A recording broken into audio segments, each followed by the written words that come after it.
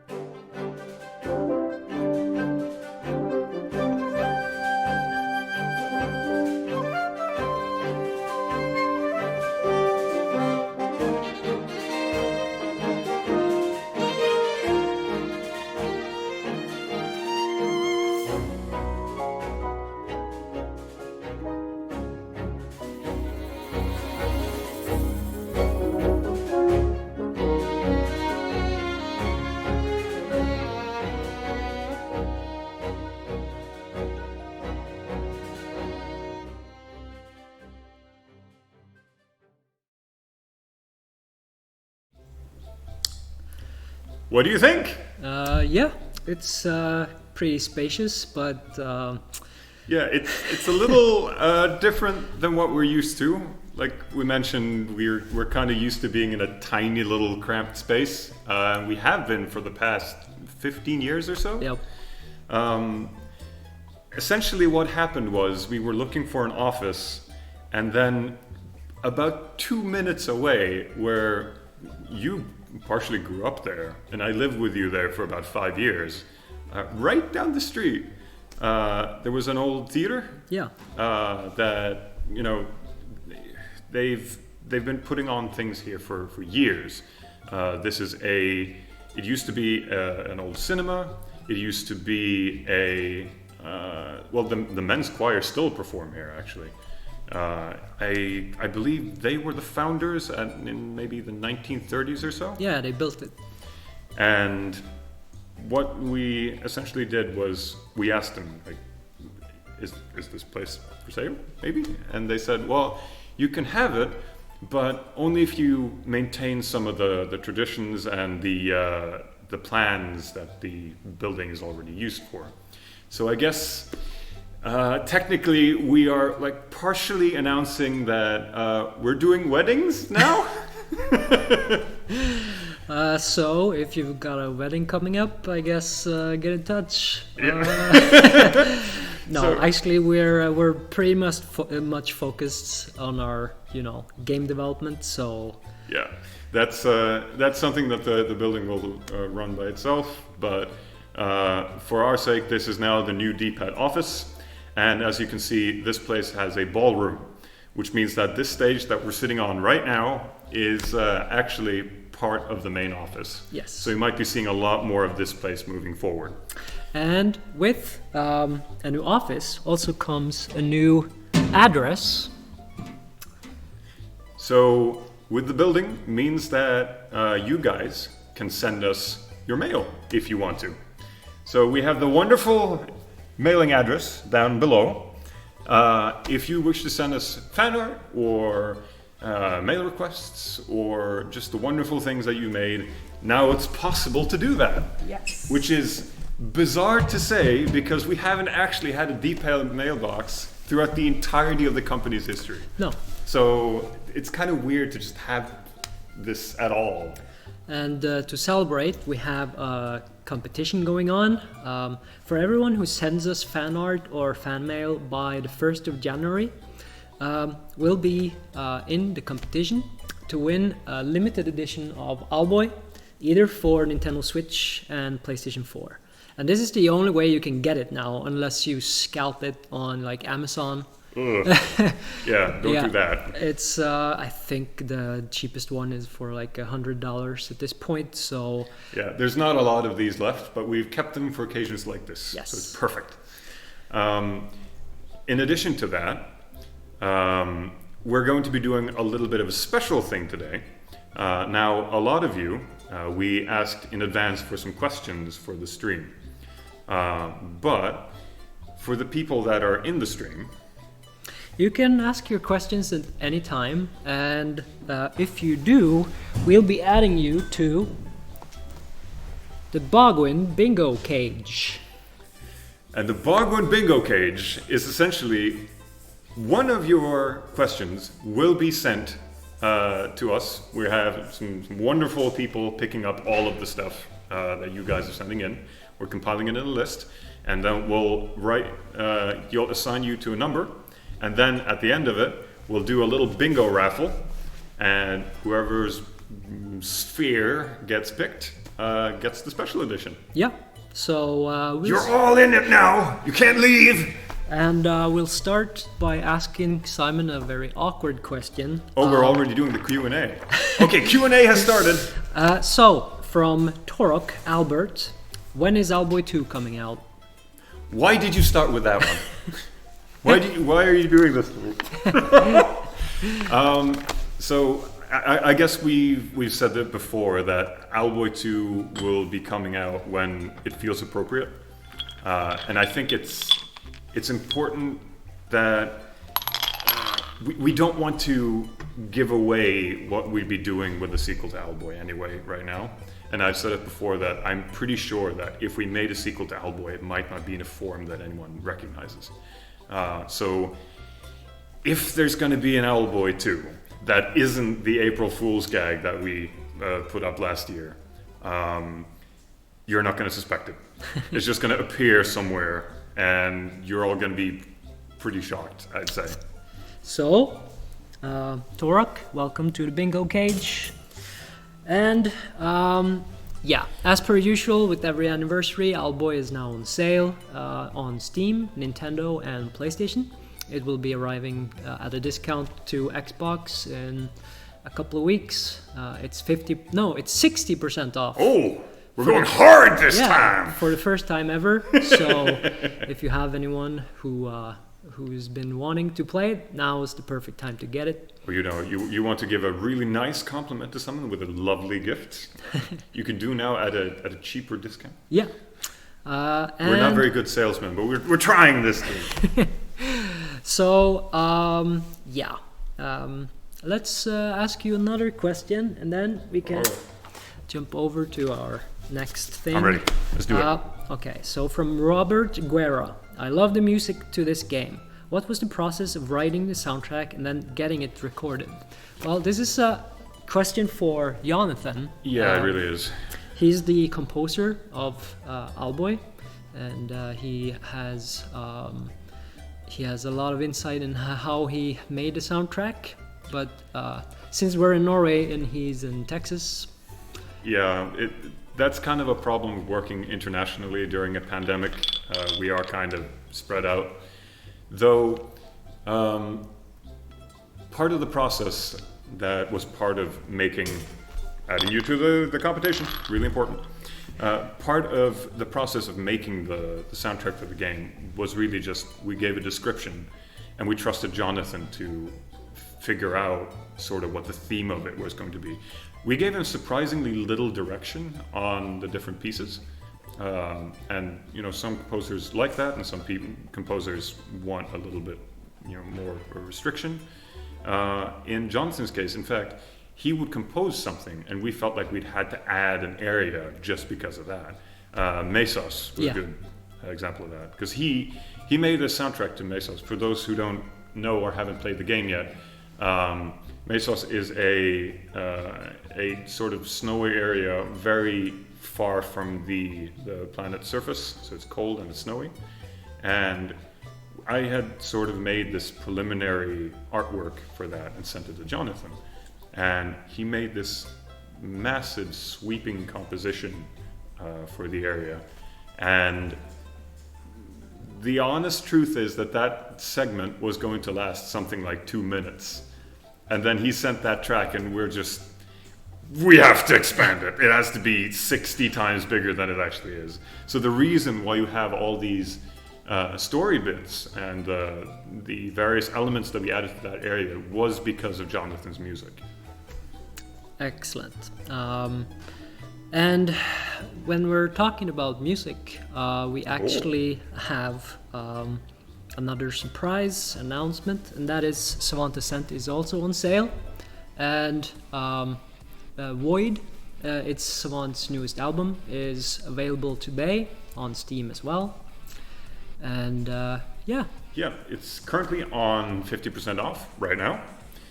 And I suppose we should talk a little bit about that, because Savant Ascent, technically Savant Ascent was our second game. It was it was the first one we released, but we were right in the middle of the development of Owlboy. And at some point we decided that we were going to take a small break, and then we just needed to do something for our vacation. And what we ended up doing for our vacation was to make another game.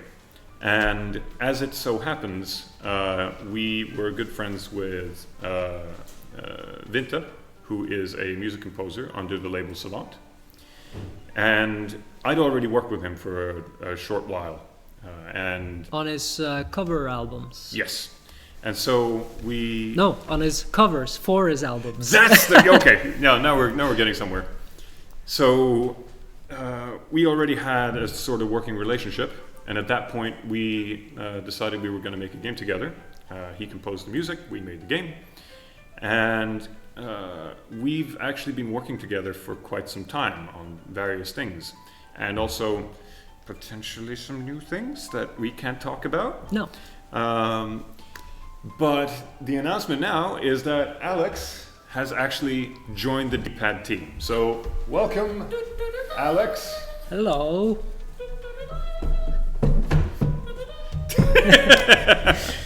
Oh, move this. Get in the good chair. I'm on the stage too. How are you? I'm on the team. Yes. You look like you're freezing. It's Norway.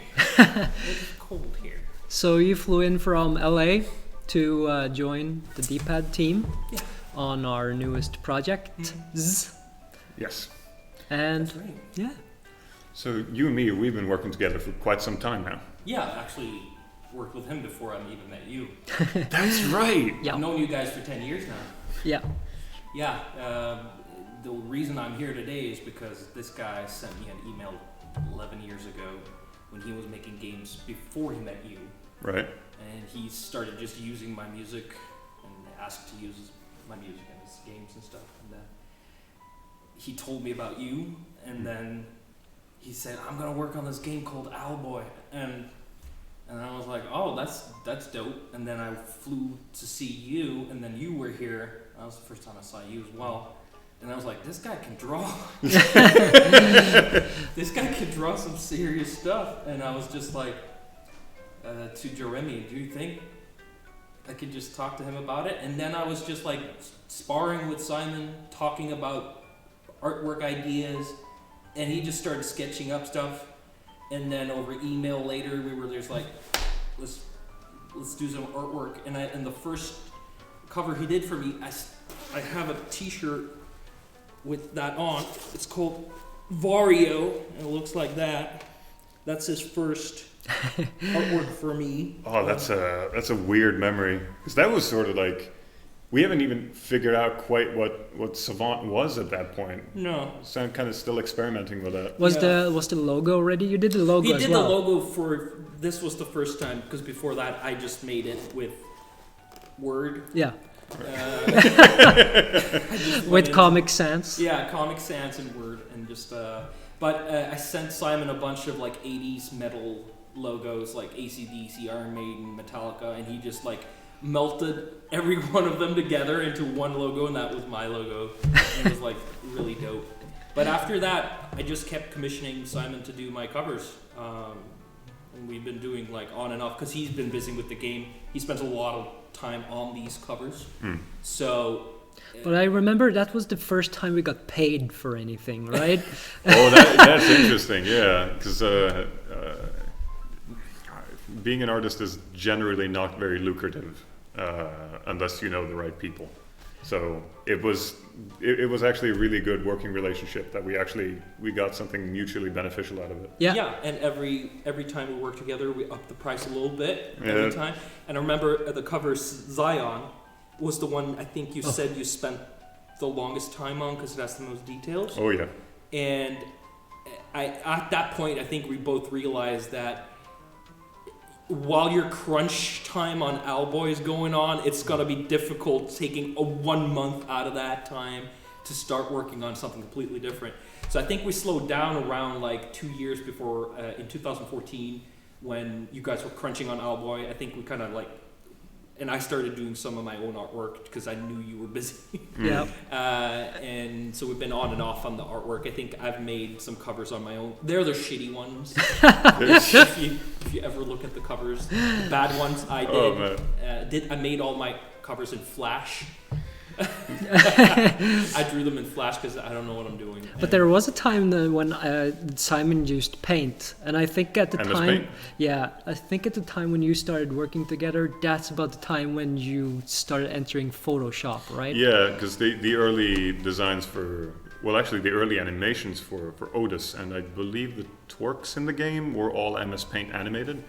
So somehow I managed to figure out how to do all the frames just as a sprite sheet without any modification. I don't know how I did that. I think I did it with a mouse as well. Yep. So, but They in made either Mario with the mouse as well. Like Pixel art in the 80s, man. They didn't use fucking tablets and stuff. No. I mean, fair enough. So, But the conclusion here is that you're now joining us officially. well, 10 years ago as well, time flies when you're having a great time. We started jamming on games together. And we're still jamming on games, but we jammed on a game. And we won some awards for that jam we did. And we were like, this is fun. This is a good dynamic. This is Simon, Joe, and me. We were having a lot of fun together. And I was learning a lot about game, what makes a good game, stuff like that. So it was really fun. We were kind of sparring together. I came in like the fresh blood into the sweaty the dungeon of game ideas. And then I guess over time we just went like Theater. the theater. But every time we hang out together, we're kind of just talking about new game ideas, and it's just really fun. And now it was just a good time to they need sound effects and they need music, and they've been outsourcing this to friends and people across the world. And I feel like the dynamic when you have the composer with you and the sound designer with you, you can constantly make the gameplay, the visuals, and the music and sound fit really well together. So it's more like a Triforce now than it's been before, because you don't have to wait for anything. Even though like Jonathan's soundtrack for Owlboy is great. I'm not gonna try to steal anything from that because it's amazing. And also the sound effects, you guys probably didn't know this, but some of the sound effects was made by a clever guy called Martin. I don't remember his last name. Martin Kvala. Kvala. He's working on Sable and a bunch of other cool games right now. But Simon also, he's dabbling in sound and sound design, and a lot of the good sound effects in Owlboy is actually Simon's work.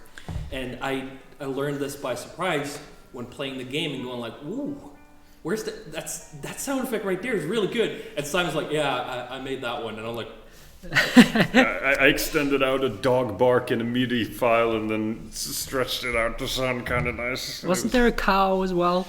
Yeah, I think one of the death sequences in Savant Ascent, the new update, was it was a cow and a dog sped down to sound like wind. Yeah, that's right. okay, so he made also sound effects for Savant Ascent as well.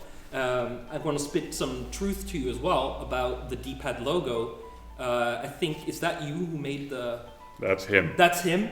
But did you make the composition, or did Jonathan make the composition? Jonathan made the composition, yes. Okay, so you have the... Yeah.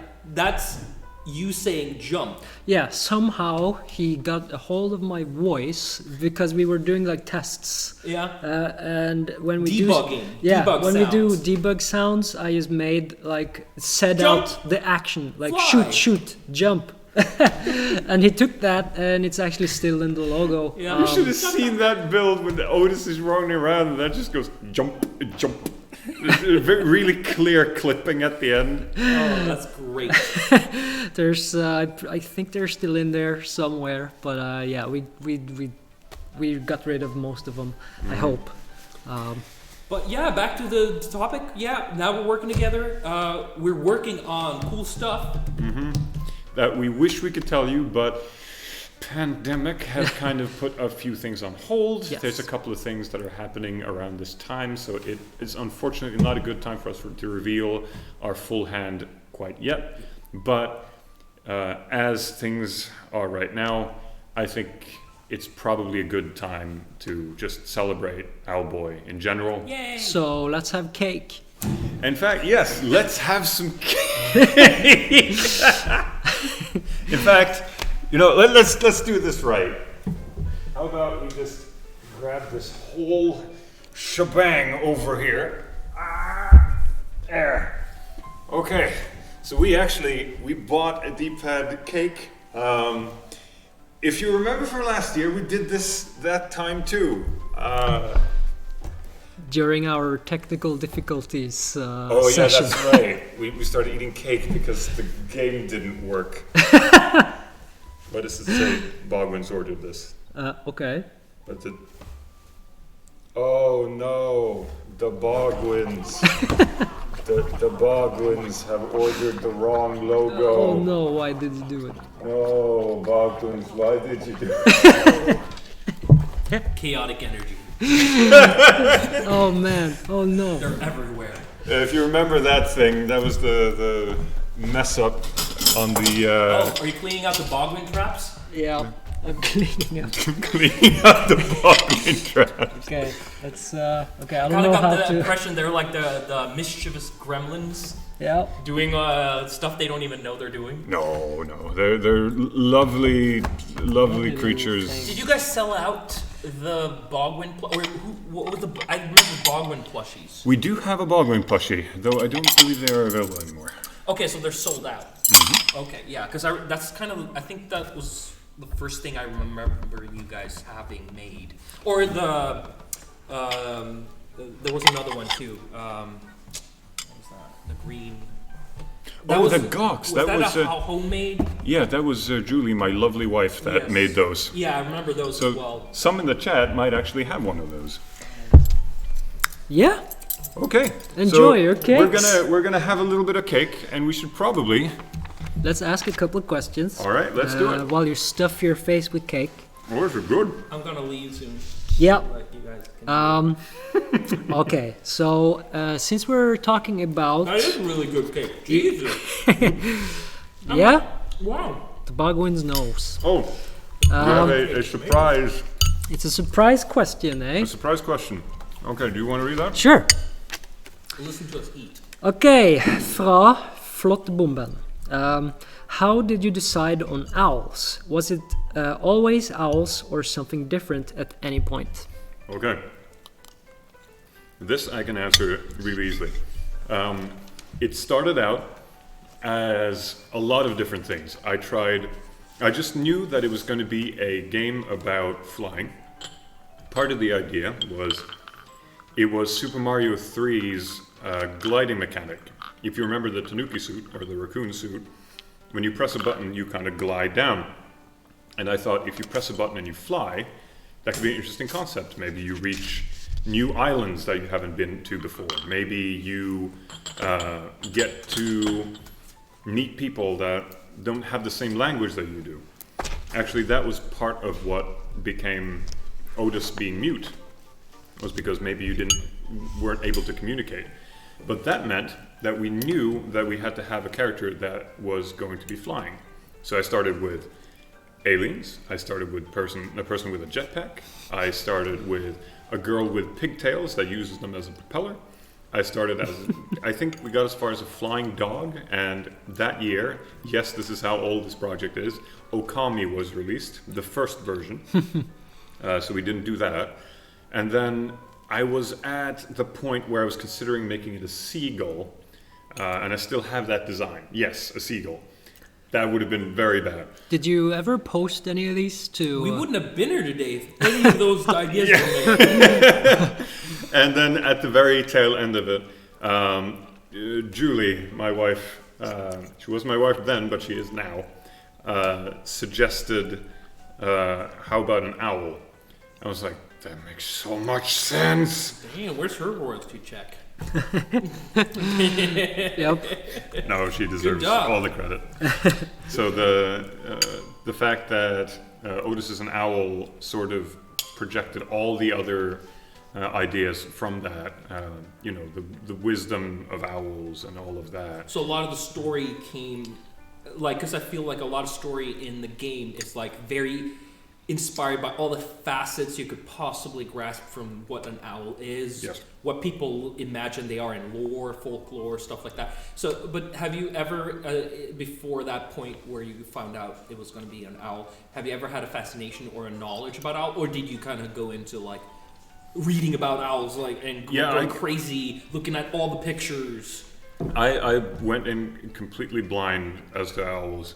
Okay, so you kind of did research for this. Yeah. I do have a favorite owl. It's the one we call Hubro, which is the eagle owl, which Otis is named after. Okay. And it's huge. Well, that's technically not correct. That's a subspecies of that. Agio otis is the one he's named after, but it's the one his design is based on. Okay. Do they have those? Yeah. So that's where that comes from? Because I always thought that was like a little moth inspired. Because they always have in cartoon moths, they always have the really delicate like. Dangly bits. Not that it's called antennas. Antennas. Yeah. Because I always thought that was antennas. Because I haven't seen this owl you're talking about. Yeah, because the hubro has sort of false ears. Oh, that's what that is? Yeah. Dope. So that's supposed to be kind of like false ears. Cool. I like it. Okay, let's have another one. Okay. Cake. I hope you're enjoying this. I'm gonna be out in the way. All right. We will say goodbye to Alex for now. Bye for me. See you later, Alex. No, I'm good. All right. Well, we'll do another question, Yes. and then we'll see what happens. Let's see. Okay, did the art style take inspiration from Roger Dean's artwork? I always think of Jess album covers when playing Owlboy. Fantastic. It's from Brian Joseph. Okay. I'm very vaguely familiar with this work, but at the same time, I've seen so little of it that I doubt that it's had any impact on my approach to Owlboy's world. In fact, I see some similarities between his work and the work of, I forget their name, the artist that did the illustrations for Secret of Mana and Trial of Mana. Very nice use of blue shading for shadows. No, the look of Owlboy is sort of an amalgamation of a lot of things that I enjoy, and most people know this already, but part of what started the project was a desire to find ways of elevating pixel art. Because back then there was no pixel art movement. The indie scene didn't exist. So I tried to pick things that would make things feel more lush with the limitations that we had. Though, of course, I'm definitely inspired by the work of Tetsuya Yoshikawa, who is the character artist and main illustrator for the Breath of Fire series. In fact, you've done a lot of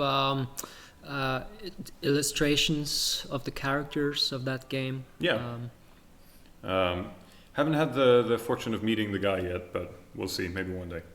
You're posting stuff that you do on your Twitter, but I think the best place to view it is Instagram, because your Twitter is filled with all kinds of other stuff as well. And you just got your Instagram, so it'll...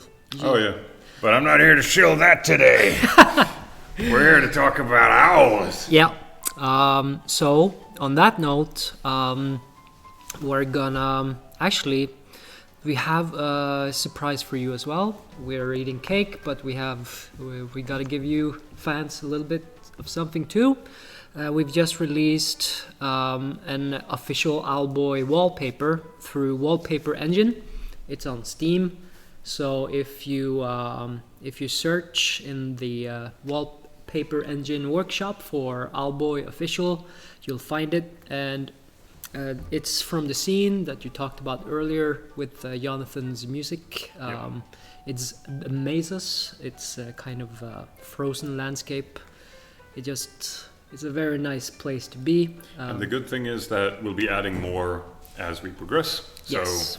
If you're hankering for a wallpaper and you want something that can be animated in the background of your desktop or whichever platform you use, yes, then that is an option. And we have a couple of other things that happened this year. Otis seems like a character that people actually like. Who would have guessed it? Who knew? He's just a mute owl. He's actually shown up in a couple of places. I think some people that follow our Twitter might be aware that Buccaneri from Owlboy, which is the native shopkeeper, has actually shown up in La Mulana 2. So you'll have a random chance of meeting her when you speak to a shopkeeper. So some of you might have already played that game and met Buccaneri, which is great. But Otis has also appeared himself in a couple of other places. And recently, one of those was just released. So we want to show that to you now.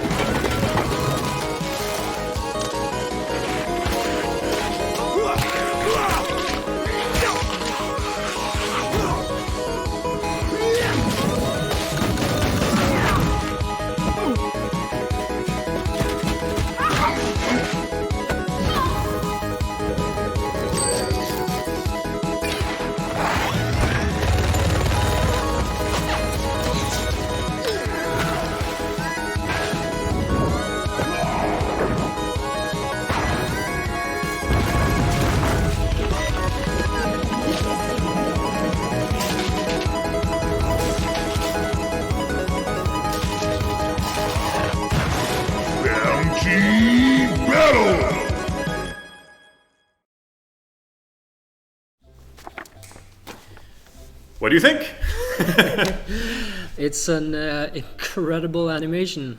We've seen Otis being animated a couple of times, but this time he's taking center stage almost. Yeah, we were sent this trailer a little while back, and we were like, oh, we're starting out with Otis. Okay.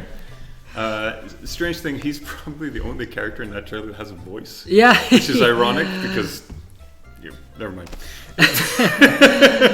But yeah, he dukes it out with a lot of other indie characters in a game called Bounty Battle.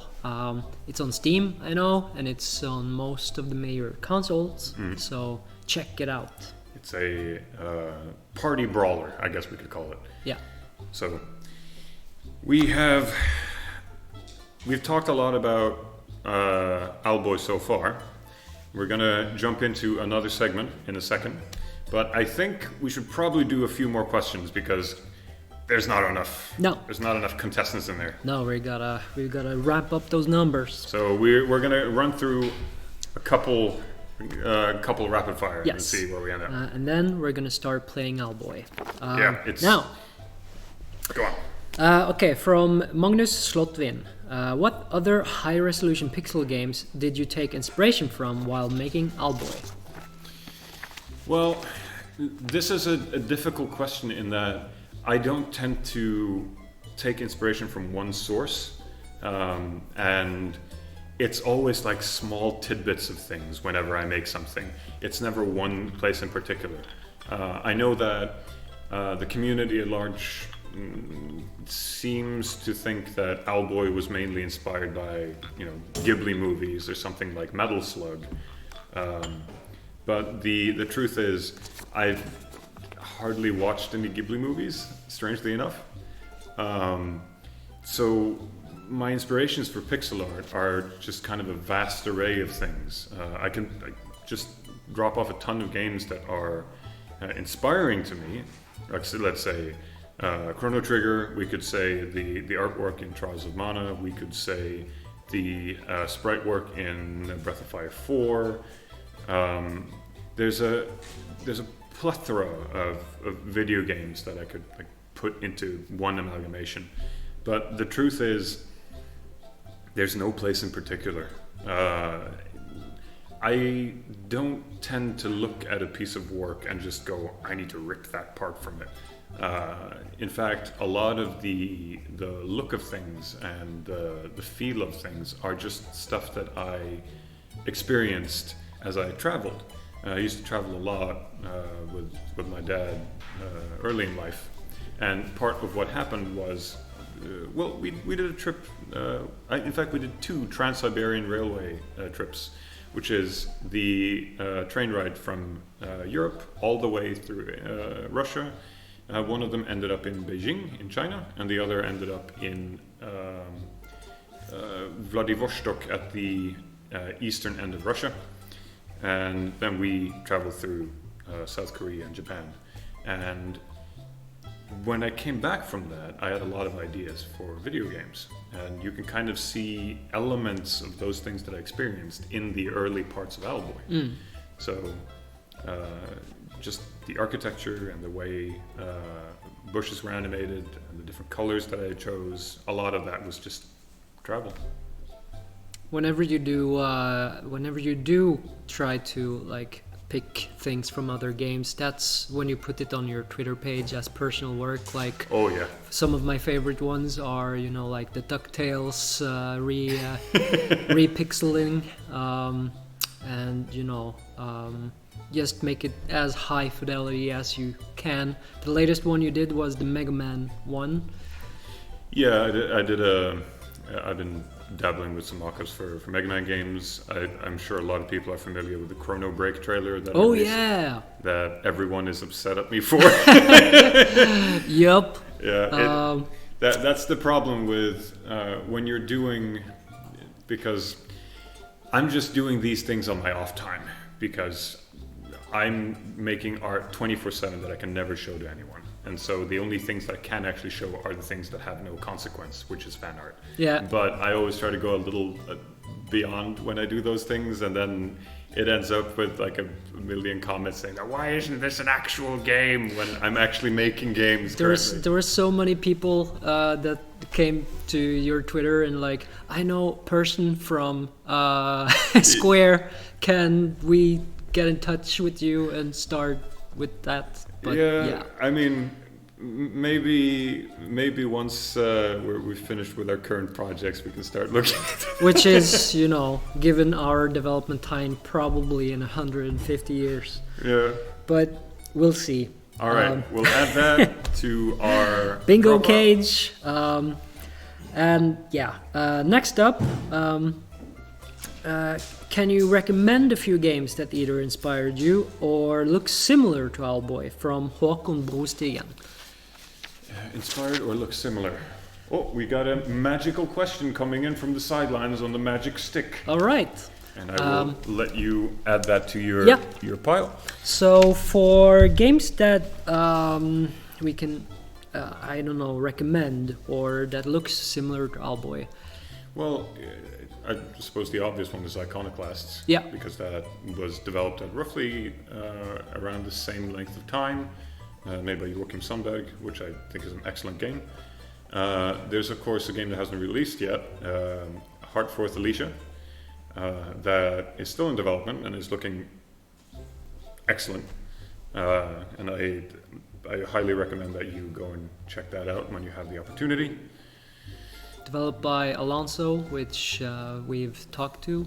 Yeah. We've even tested the game at GDC one year, was it? Yeah. I hope it comes out soon.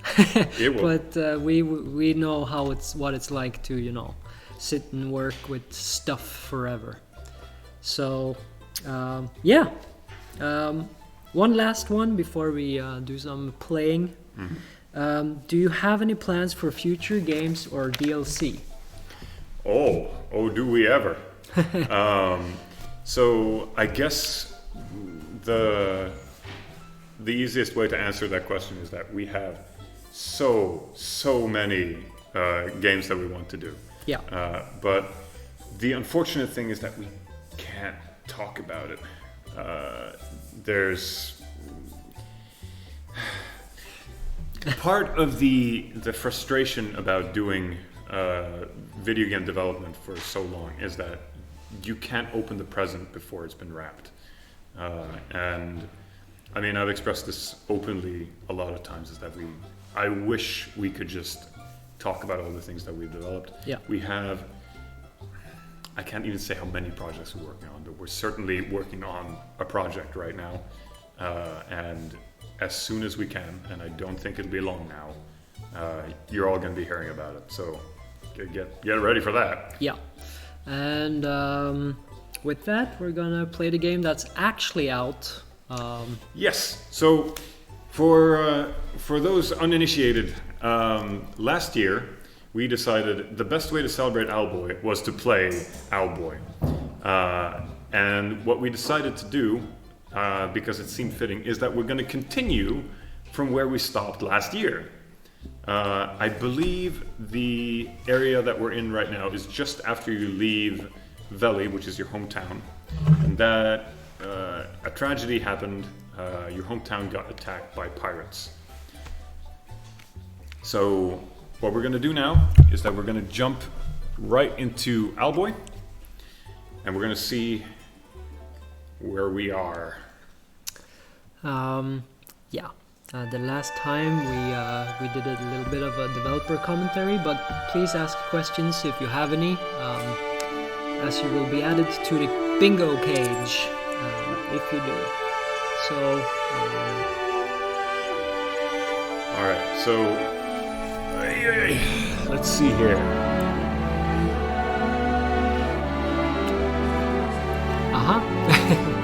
All right. Can everybody hear us? Yes, I think so. All right. Do your continuation. All right.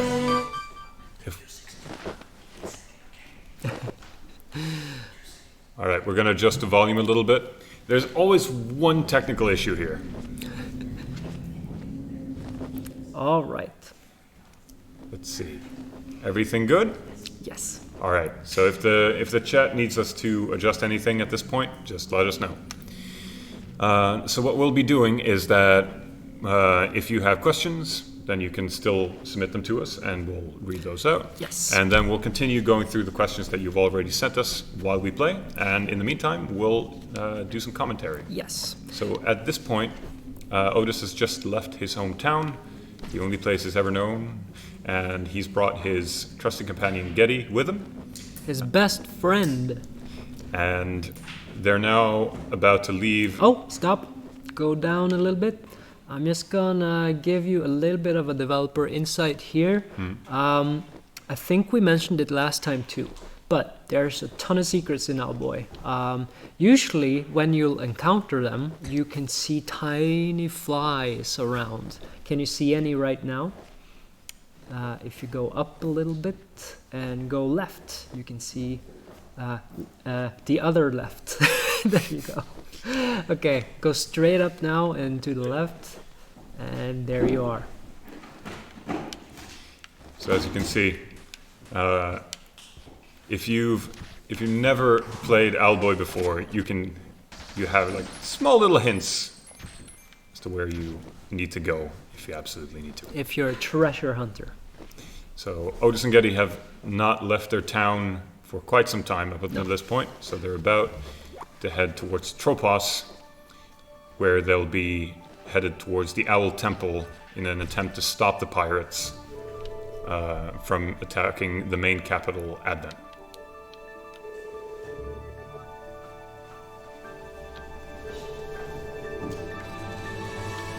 Okay, another question.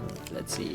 Oop. All right, the magic stick has appeared. Should we do a question? Yes. First, the last one that came. Who is your favorite character that either didn't make it or had a small role in the game? I mean, we have two of those actually. Just gonna mercilessly take care of some enemies right now. Oh no!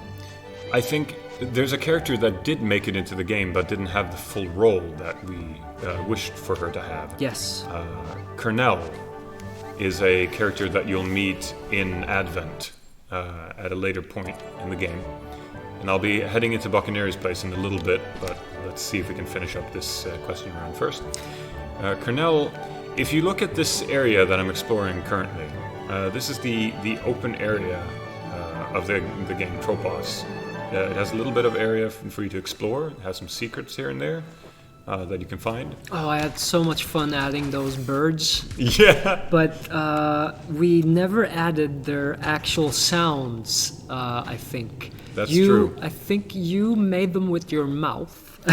Yeah, there's a particular duck bird in here that was meant to just randomly scream for no reason. It would just, you would fly by it, it would make little duck sounds, and all of a sudden it would just go, oh! Yeah, and that's my favorite character that didn't get added.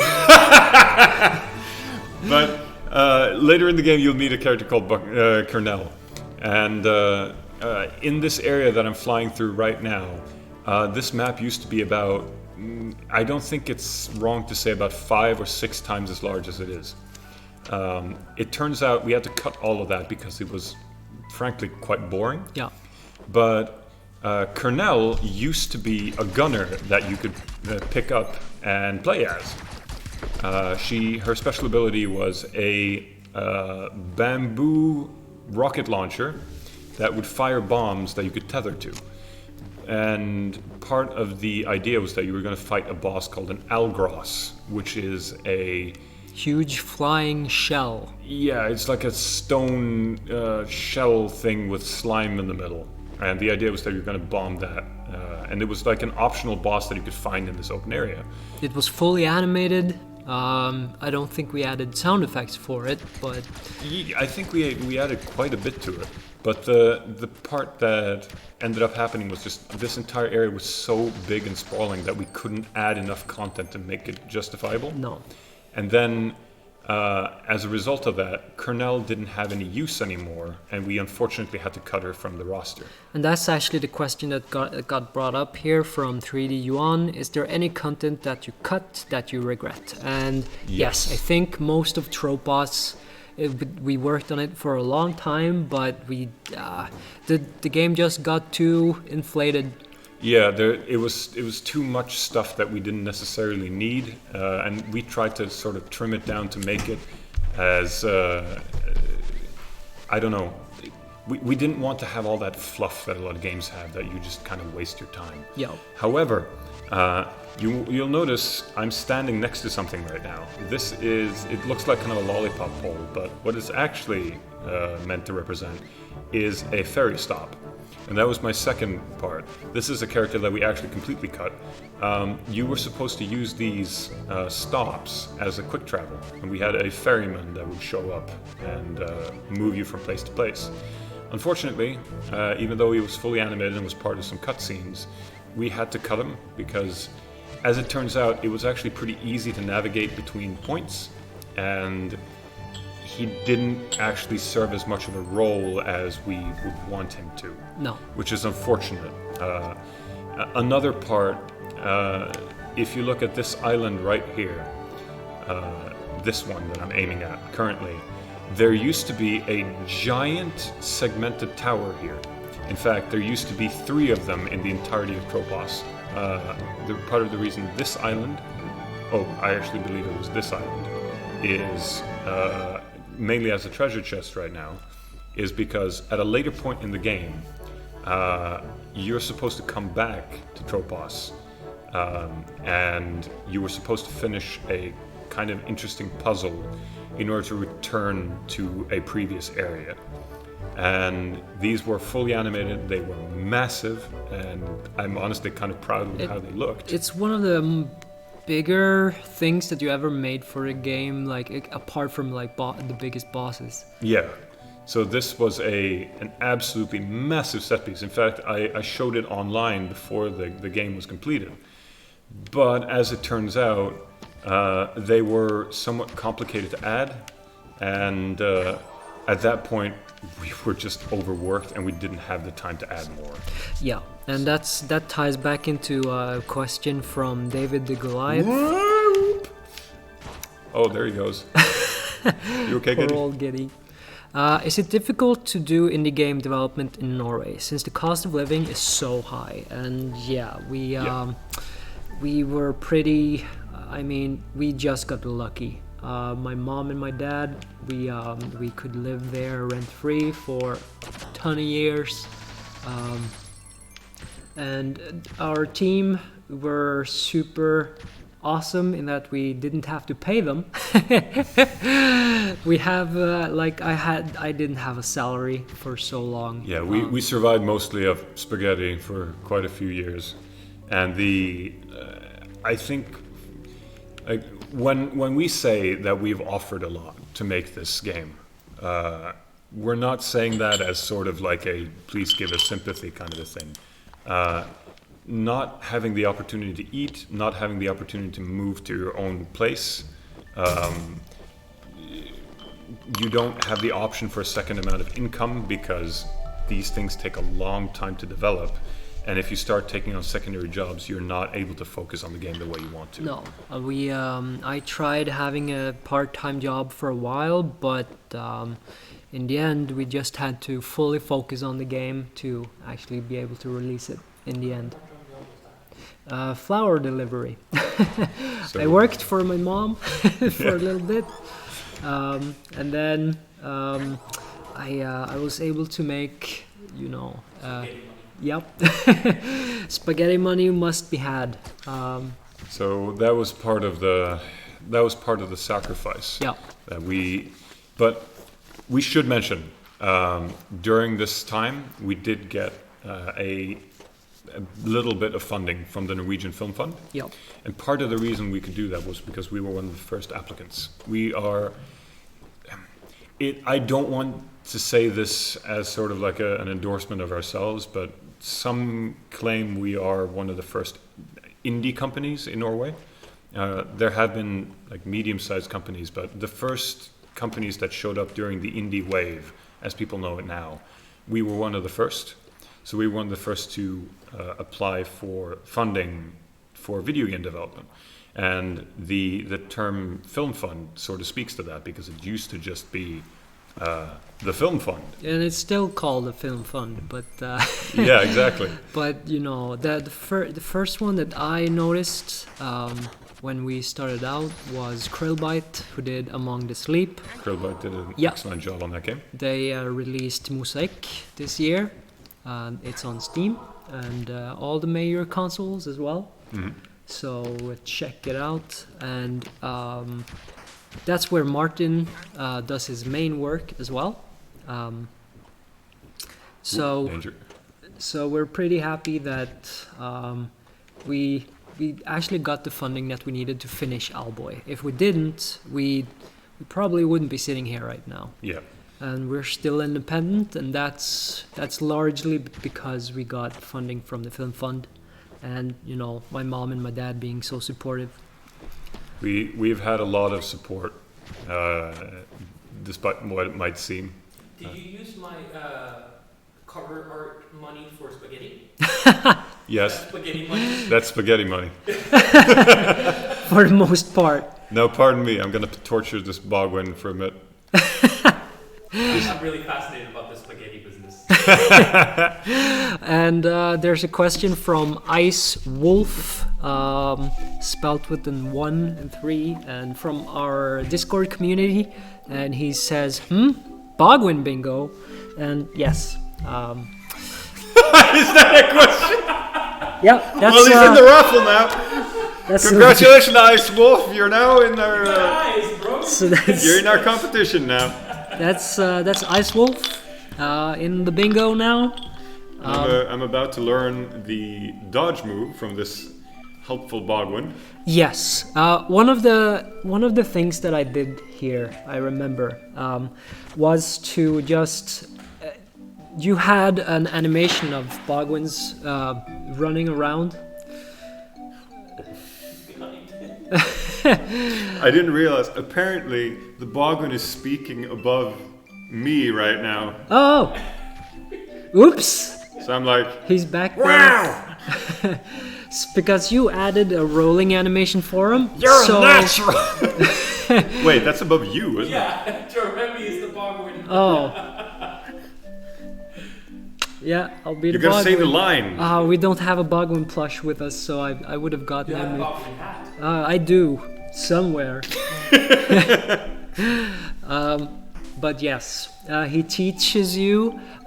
You could do it from before, Yeah. but the way it works is once you talk to him, you're actually able to extend your health bar a little bit, and so you can do it even faster. And of course, And yep, this is where we get the famous line. I always. What was that line you wrote? yeah, what was that? Right, Something on a full stomach? yeah, something about eating and stuffing your face with food. Always stuff your face with food. That's what I always say. Something like That's that. true. And that's why we eat cake live in front of an audience. Yeah, so we can move fast. All right, another question. Another question. Owlboy 2 question mark eyes. Again? So yeah, we'll let that question slide, and you're still added to the bingo. Yeah, even though we can't endorse this kind of behavior. No, Getty, no, No endorsing. no, Getty, stop. Stop it, Getty. Okay, from Stop. DMY Nerd 78. Did you guys ever get a really good spaghetti recipe with how much you ate? Sorry, I couldn't resist that one. Spaghetti recipe. Actually, Yeah, one of my favorite things is to add parmesan, and it becomes this whole new thing. You're supposed to have I've become quite proficient in spaghetti.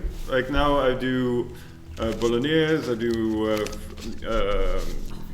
Alfredo, Oh. I do carbonara is actually one of my favorite ones.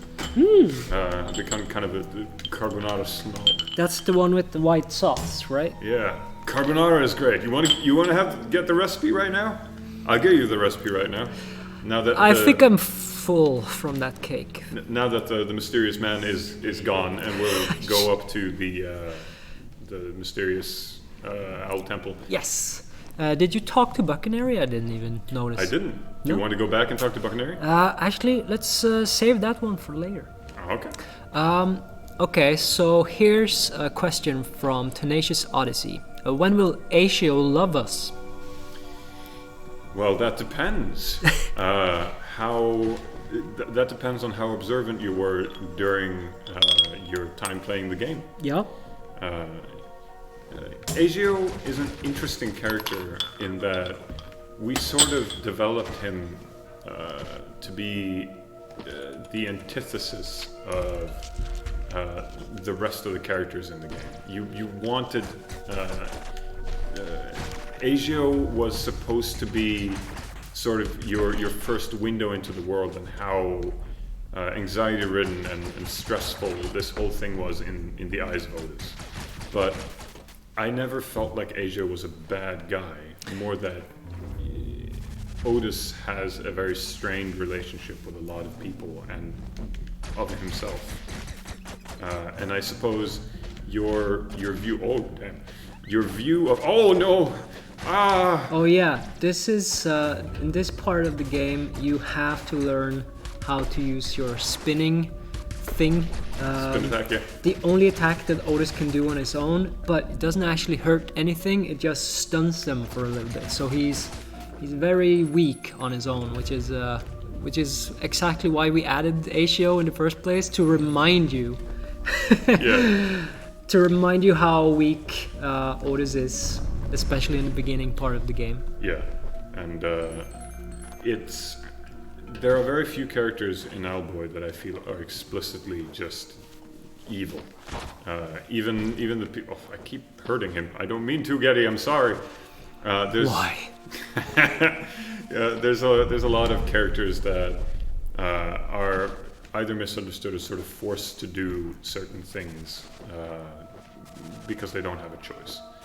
And in that same sense, the player also has a choice whether or not they feel Asio is allowed some sort of redemption.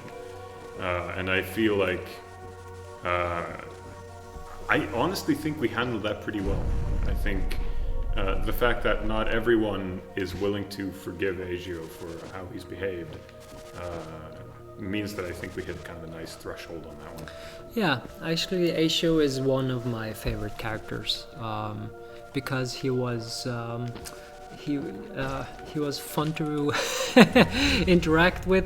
He's kind of a strict bastard, and that's kind of the personality that I love. But it's also he's the one that sets the tension for the most of the scenes, and Yeah. I feel like without Asia and without that tension, I don't think people would be quite as invested. I feel like a lot of why people sympathize with Oda's Despite, or why they feel like, well, at this point I have to help my friends in order to progress, is because Agio sort of puts people in that position. So he's kind of a necessary evil in that sense. And here's our lovely squish cloud. Yes, the squish clouds. I remember we decided that you could pick it up, you know, like the cloud in, it's an actual physical thing, like in Dragon Ball. Squish. And Squish it! the reason why was because we couldn't really... Oh, you can actually... Yeah, now I remember. You can use that as a weapon against the tiny ones. No! The tiny Gox is allergic to water for some reason. It's evil water. But I remember we added the fact that you can carry those clouds around, and we put up those air vents so you couldn't carry them around with you at all time. Puzzles were really hard, and I'm still have bad memories Yeah. from, you know, putting up all of those puzzles. Luckily, Adrian Henrik helped us with all of the design, especially the larger dungeons. That's something we should mention. So Adrian, our level designer, and also our guy on our Owlboy Discord, took care of a lot of this. Yes. And of course, Henrik, my brother and second coder, made sure that a lot of this didn't break. And now we have another question. Is that a hamster wheel from Amon26 on Twitter? Hamstel? A hamster. Hamstel wheel. No, Amon, it's not a hamstel wheel. It is Baguian It's a Bingo Baguian wheel. cage. It says right here. It's really important. Can't... Okay. There's a difference. Yeah, it's huge. But he's in the raffle now. Oh, he boy. is. Okay, now everyone gets to choose. Okay. Do I squish the eggs? Oh, is that a Twitch thing? I'll be waiting for your answer. Am I squishing the eggs? Am I going to Squish be? those eggs? Yes. Squish? No. Squish the eggs. Chaos and death. Squish those eggs. Okay, we're Save doing the it. eggs. We're gonna be. We're squishing. Squish. Do it. Squish. Okay. They're dead now. I'm very sorry. Do you need to Getty just got stuck in the wall. Do you need to concentrate, or should I ask Oh you? no, this is simple. Okay. In that case, next up is were there any characters, enemies you had to cut from the game that you enjoyed? Also, which one on the team has the most time on the Baguian cannon minigame? So the best time on the cannon minigame. Actually, we have answered the first one. Thank you. No, not for an enemy. Oh no, enemies. I think. Yeah, I did it. Oof. I think for enemies, the gecko. Yeah. The gecko is the. Have people seen the gecko? I think we've shown it in like whenever we do like a presentation on cut content and stuff. We showed it at GDC at one point, which is publicly available, I think. Yeah. So if you search our GDC talks, I'm sure you can just search for Owlboy and you'll find it. We show off the gecko, which is this massive robotic monstrosity, which has these movable arm assets. We created an entire bone system. Also, say hello to Fish. Hey, fish. Hi, Fish. Let's talk about the fish afterwards. Yes. But what was the second question? The second question is, which one on your team has the best Baguian cannon time? My guess is either you or Henrik. It's Henrik. He Henry. beat me so bad at my own mini game. We had it tested a lot before we released it, and I was kind of like, do we really want this mini game in there, because it was super hard. But the thing is, it's optional. And it's only for those people who wants to complete the game 100%. Yeah. A lot of people doesn't know that, and then they get super pissed off because that mini game is atrociously hard, because it controls like nothing in the game. Yeah, and the ironic thing is that what we kind of wanted, it's a control type that we had left over from a different part of the game. Yeah. Most people don't know that because, well, we never showed it to anyone. But remember that big version of the Tropos map that I talked about? It was huge. You used to be able to fly around like you did in the Baguian minigame from that. The cannon was actually placed on that pedestal that you arrive at in Tropos and get shot out from there. That's why it controls the way that it did.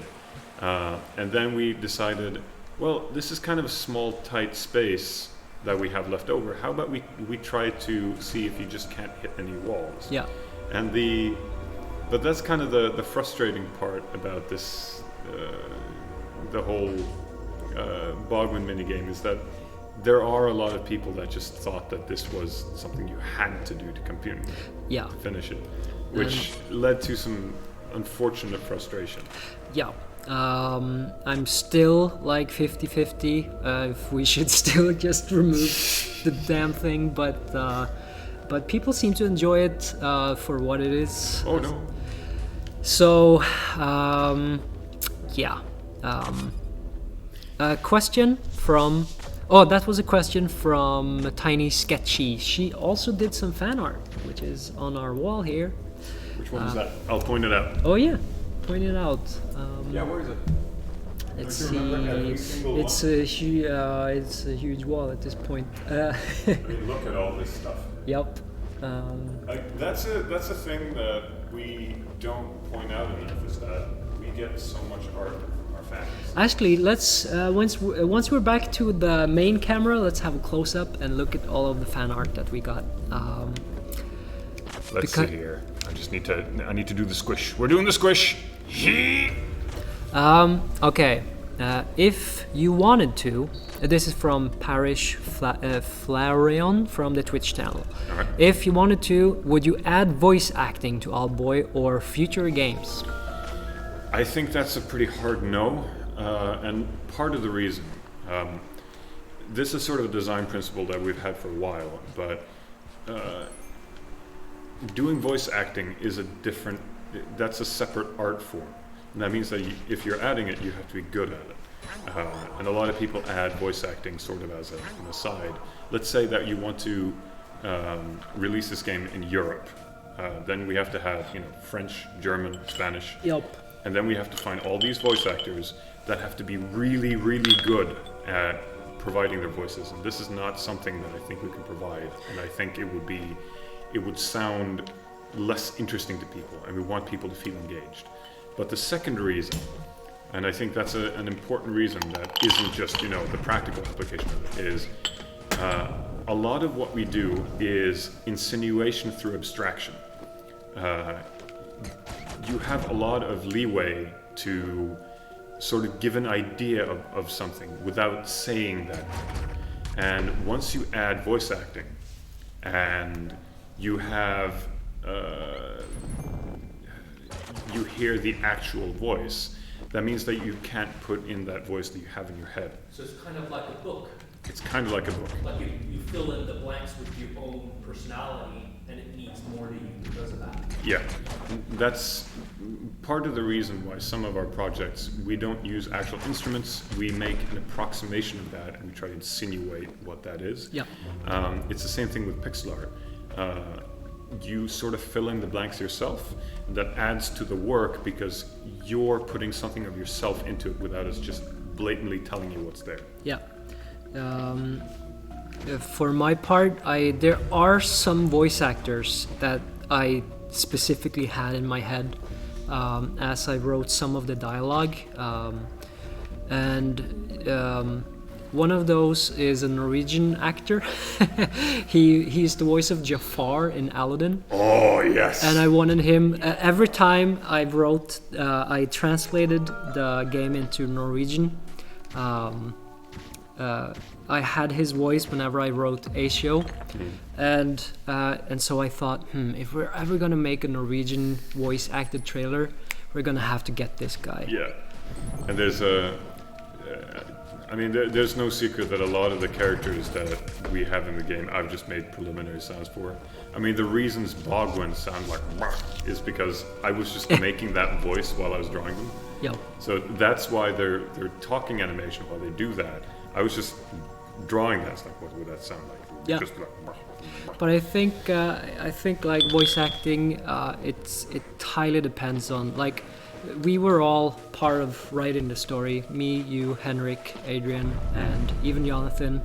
We all of us, we probably had different voices in our head whenever we wrote dialogue for the game. So it would just be a mess, I think. Yeah. I feel like there was someone that I had in mind for a particular role. Now I can't remember. We'll jump back to that some other time.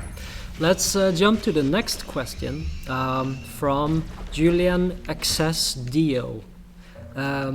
Is it true that the game was going to be more Minecraft inspired? I've heard rumors from Reddit a few times. I can unfortunately confirm that. So it's true. I'll go a little bit into detail about that. We can first of all, we cut a lot of content, especially when we talked about Tropos. The main reason why it was so bloated was exactly because that's the kind of stuff that we wanted in the game. Yeah, but one of the things that we wanted to add into the game was a soup system, which sounds like the coolest thing you've ever heard. I forgot.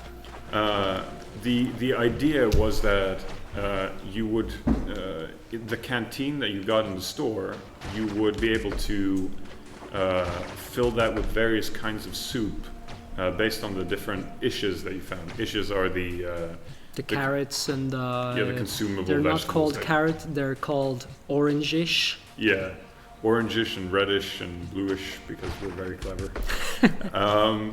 I keep missing this jump.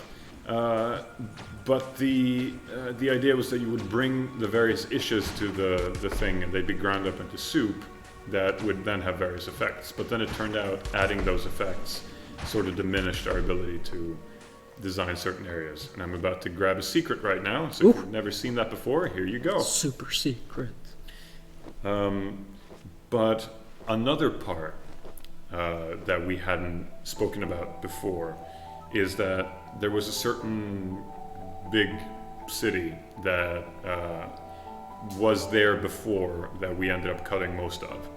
And part of the rebuilding part of that, because you were still going to be able to explore that town, was that you would grab rocks and put it into a furnace and then smelt that into bricks, which would then, you could use that to rebuild the houses and then rebuild the entire town.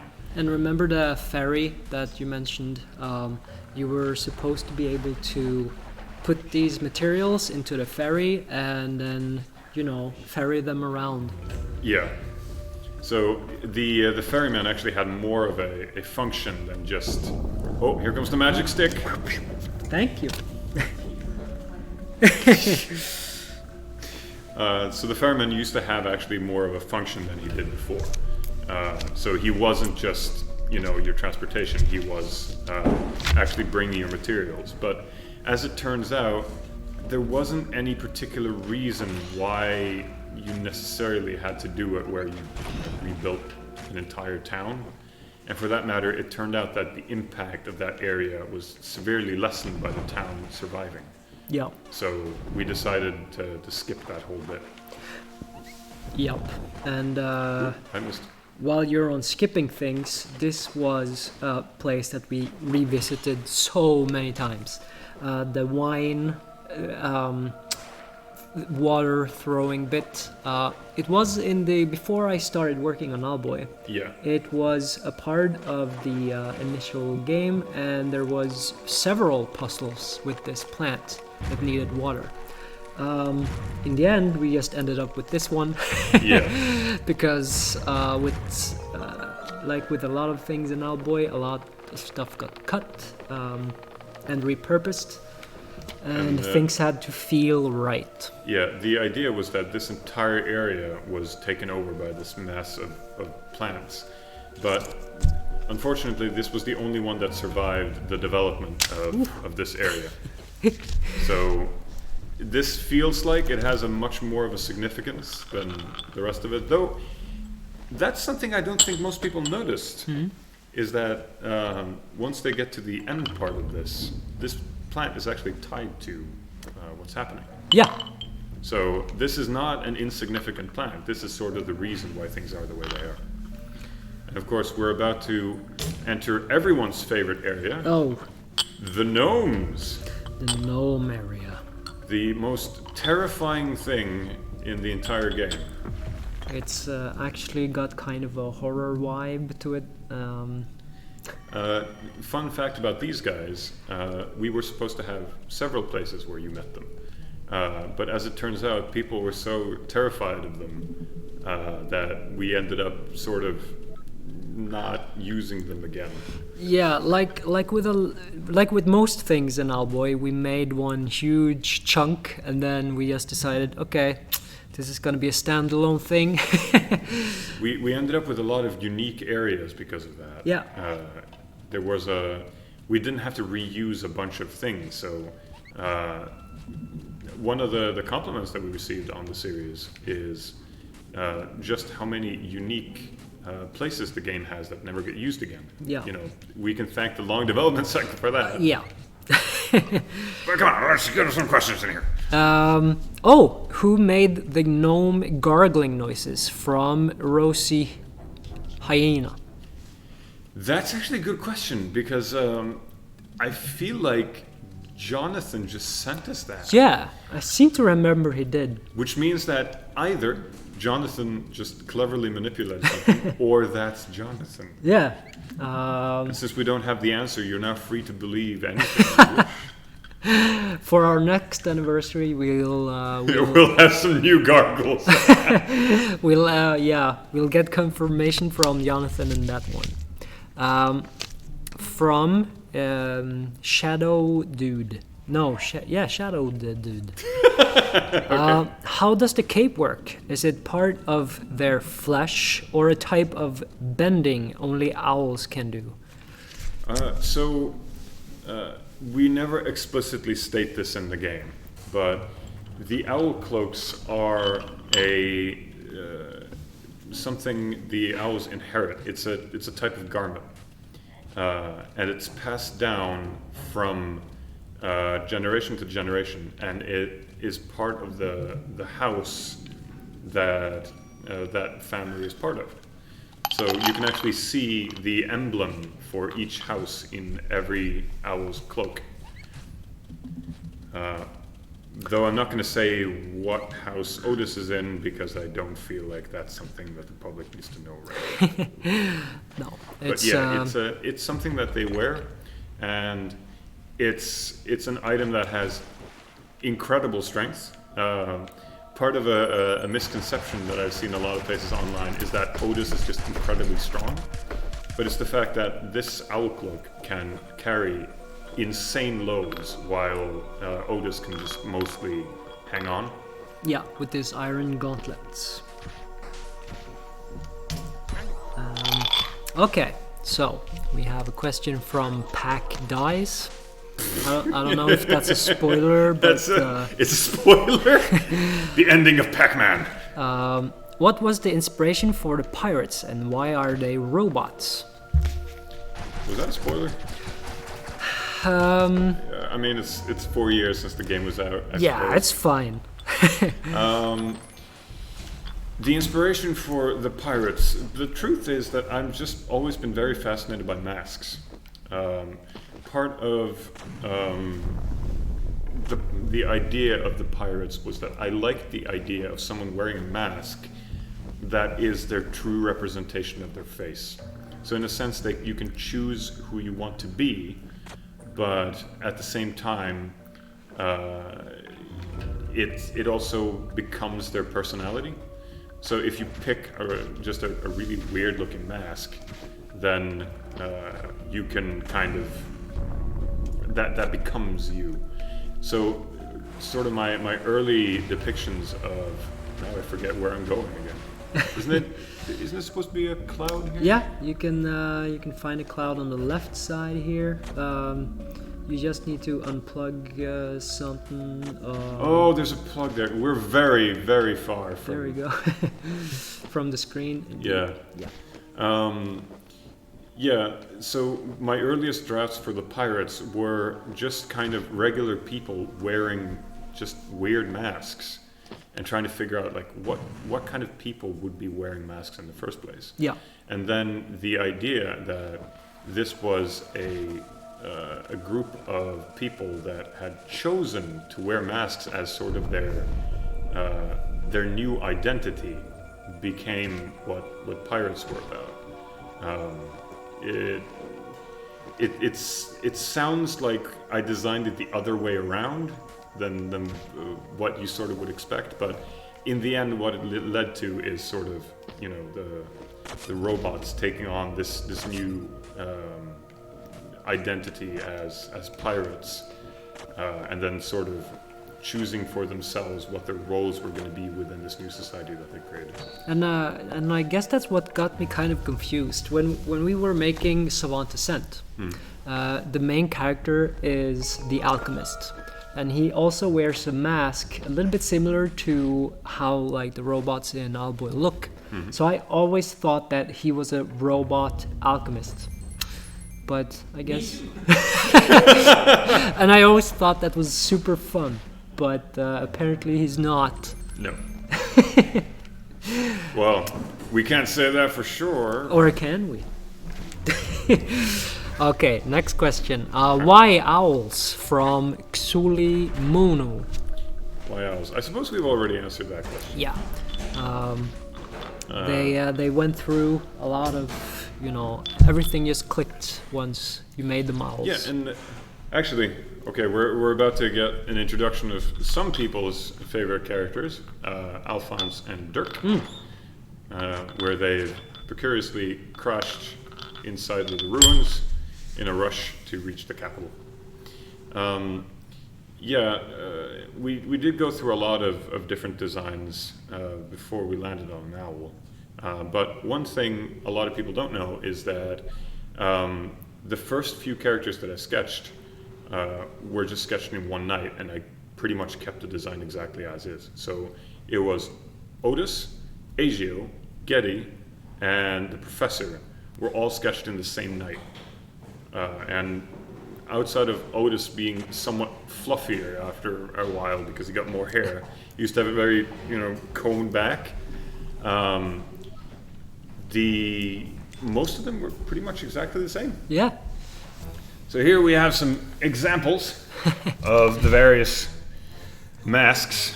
I can understand why you thought that I suppose you can demonstrate these. I can.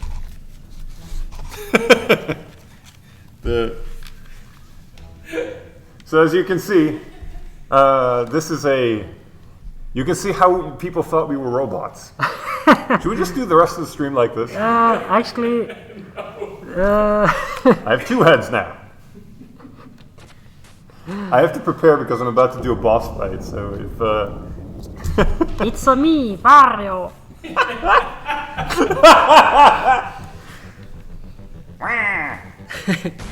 Oh shit. I cannot see anything through this mask. Holy shit. Help! Alphonse, be kind. Oh, shit. You beat him. No, I didn't. Why does Jerk fight Why is Jerk fight? save Roscoe? Oh! No. That's it's a temporary thing. Oh, okay. Yes.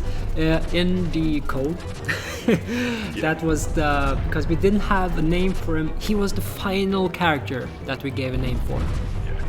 So you guys Yes. We just had a bunch of temp names for things, and even though you think that might mean something, in reality, we just type in anything Yes. for a lot of it. You have to remember. And there's a lot of things that we don't remember, and this is a game that we started developing when we were like 18. So if you find stuff in there, we won't know what most of that is. In the early days, we even switched coders like 3 or 4 times. Yep. So I was the fourth. unfortunately, I can't answer for most of that. No, I think I was the fourth one Yeah. to join. So I guess that's the quick answer to that one. Yes. Want to jump on the next? Number 14. What was the inspiration for the Baguians? Love those little guys. It's from Melon Muncher 10. I guess there's 9 other Melon Munchers in the world.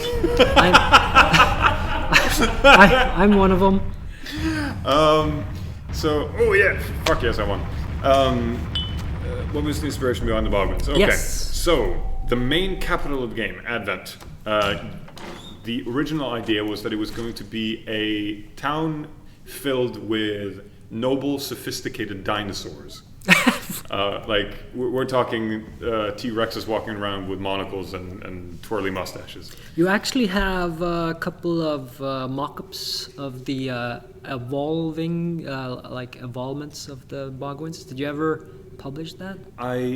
If you want to see more about that, there's a GDC talk about that. I think it was called something inspiration. Inspirational. The motivational power of inspiration. That the was the one.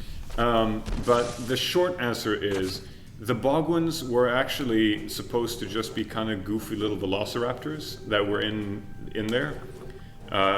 They said weird things like Fantuper and Grossum and things like that because they were just weird. But then we decided, you know what, we should probably not have a town full of sophisticated dinosaurs. That sounds a little bit silly for what we're going for. Yep. And then at some point, I was just sitting there looking at these sketches, and we were going to make a shop. And we needed someone to deliver the items for that. And we're just like, that little guy there, what is that? And we were like looking at it, and I knew I designed it originally as a velociraptor. But then I was like, it looks sort of like a mix between a penguin and a cow. And so Because of the chin. yeah, the big chin thing. So what we ended up was we called it a penguin bovine and then mixed that together and they became Baguian. So they are no longer a velociraptor. They are not a cow or a penguin. They just became this weird amalgamation of everything. So they are just Baguians now. And I think we have a ton of plushies of the Baguians, but they're stuck in the States somewhere. Yes, they're currently in a warehouse somewhere. So once we get a hold of them, we can probably put them online somewhere for people to get. But yeah. Next question.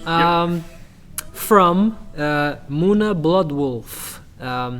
This isn't a great question, but I'm curious. Do you think you'll ever make a sequel to Owlboy or another game set in that universe? Actually, it's a great question because we're not able to answer it fully, but as we've said before, the world of Owlboy is something we love. Yeah. So It's to put it this way, I have hundreds of concepts for this.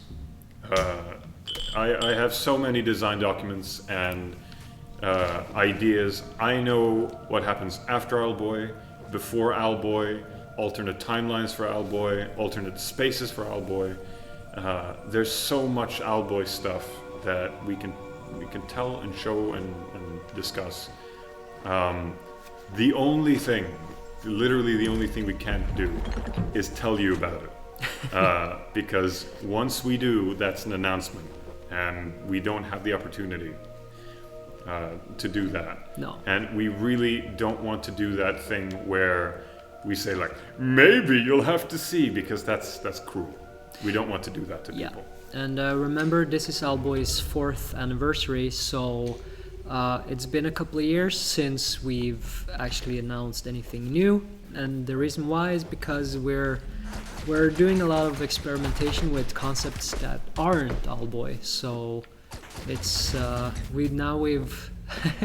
we've only started, making a pick not too long ago of what we're actually gonna focus on. Yeah, and I think it's important to know now. A lot of people only know us from having made Owlboy. They only know that we made Savant Descent and that we made Owlboy, and think like, okay, that's all they've been doing. The truth is, even as we hit the launch button for Owlboy, we never stopped working. We've been making games now for the entirety of those 4 years.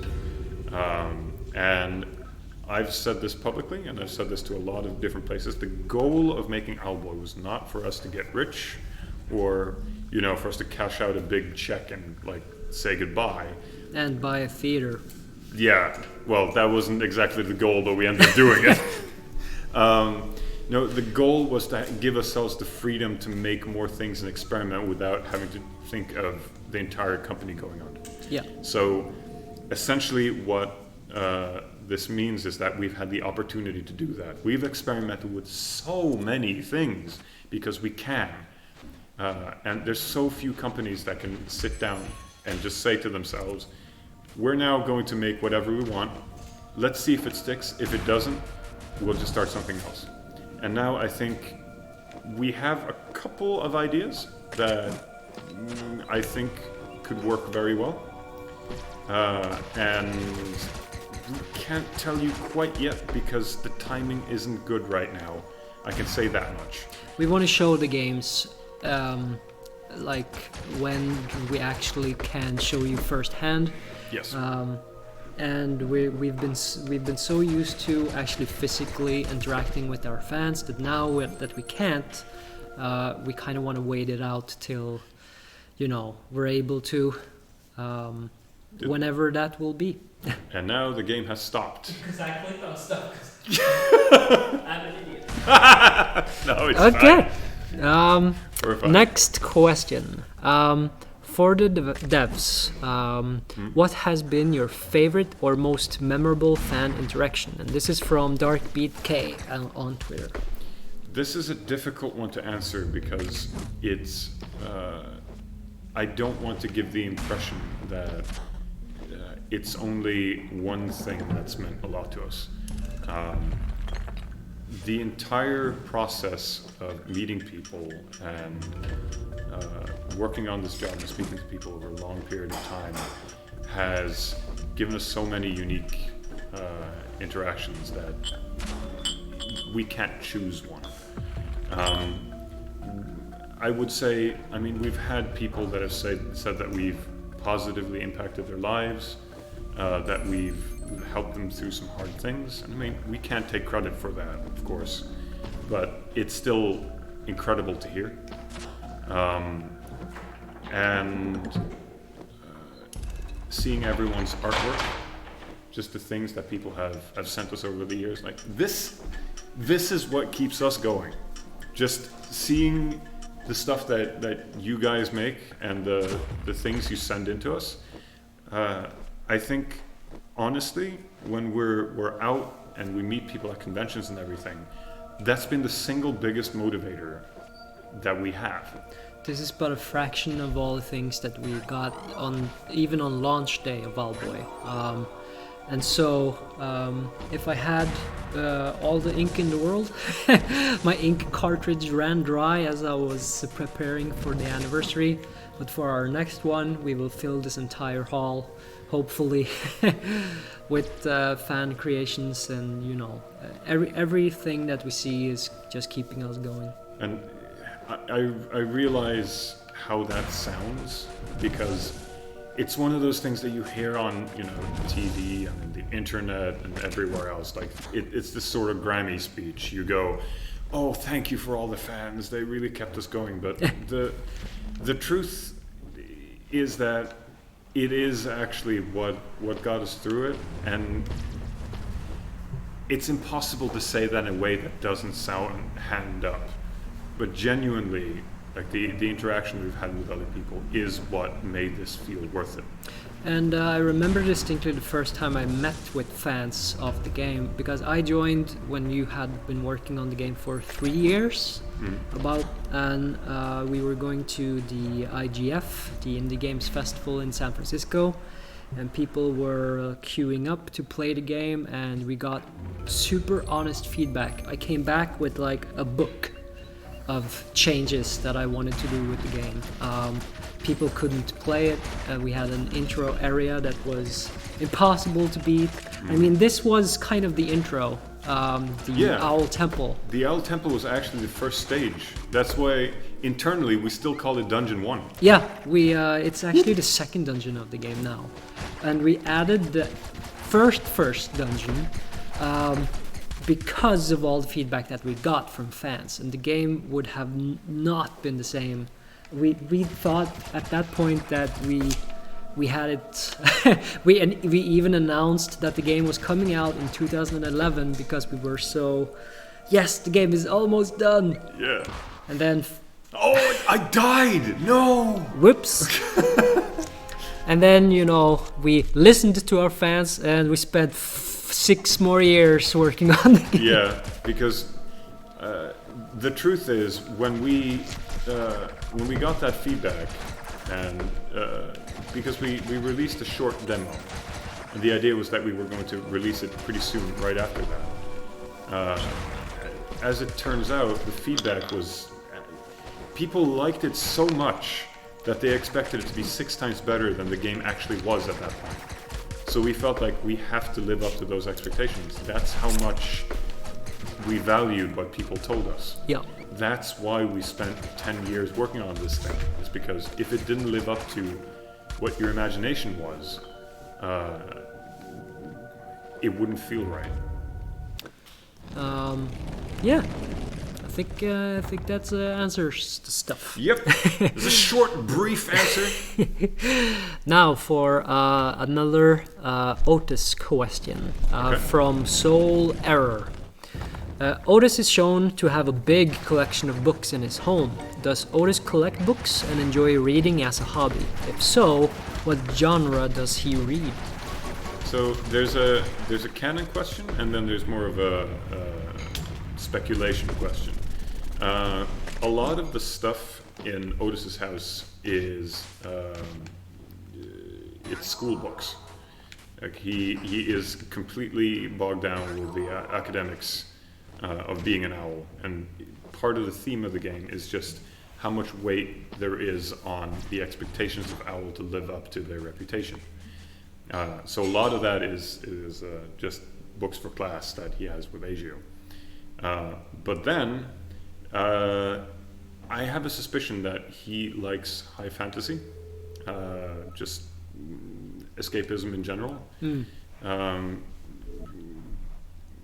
One of the little Easter eggs that I put in there, and this is because I was 18 at the time, I put in a Triforce book, which is supposed to look strangely like the Book of Medora in A Link to the Past, because that was like a big green book with a Triforce on it.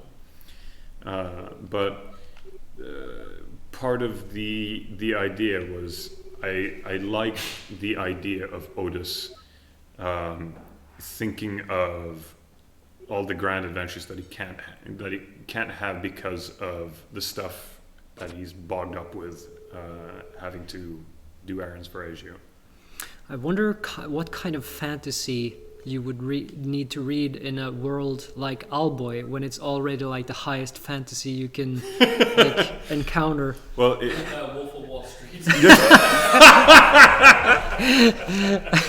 Well, imagine something like, well, it would be something like an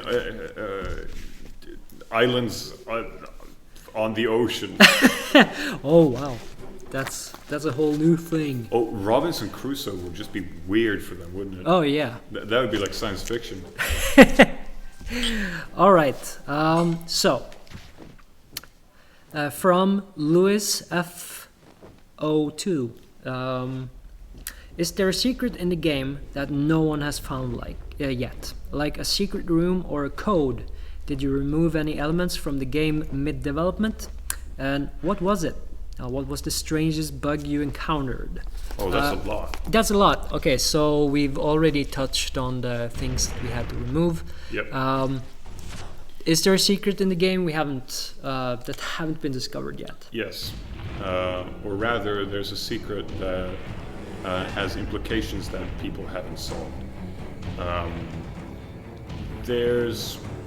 I've read, and by the way, I love theory videos on that kind of stuff because I live for that kind of stuff. I have encouraged the team to hide subliminal meanings in a ton of stuff. It's just, I enjoy reading people's interpretations. So if you have a theory video or like a hot take, I love that. But, oh, I don't want to die. But there's a implication of some of the central themes in Owlboy that I've never actually seen anyone catch on to. We've dropped hints about it, and I've seen a lot of people take...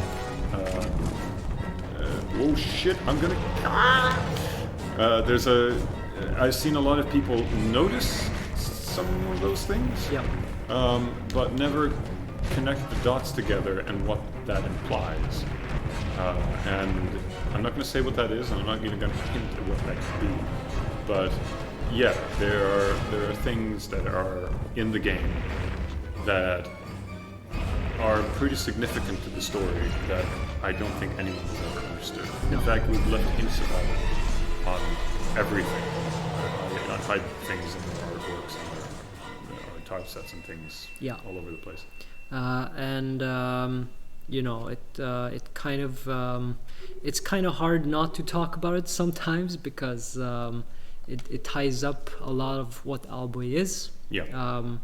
And even there's a ton of stuff that I learned as I was developing the game from Simon. And I don't think I knew the story fully until after it was released even. Like, I'm still learning new things. Last anniversary, I learned that Mandolin has a brother who was a cook. And there's that's right, you figured that out at the stream, didn't you? And there's a picture of cheese in her house for some reason. She was meant to have a brother that was a cook. That's the reason why there's that cooking set in her house and why there's like extra space for other people.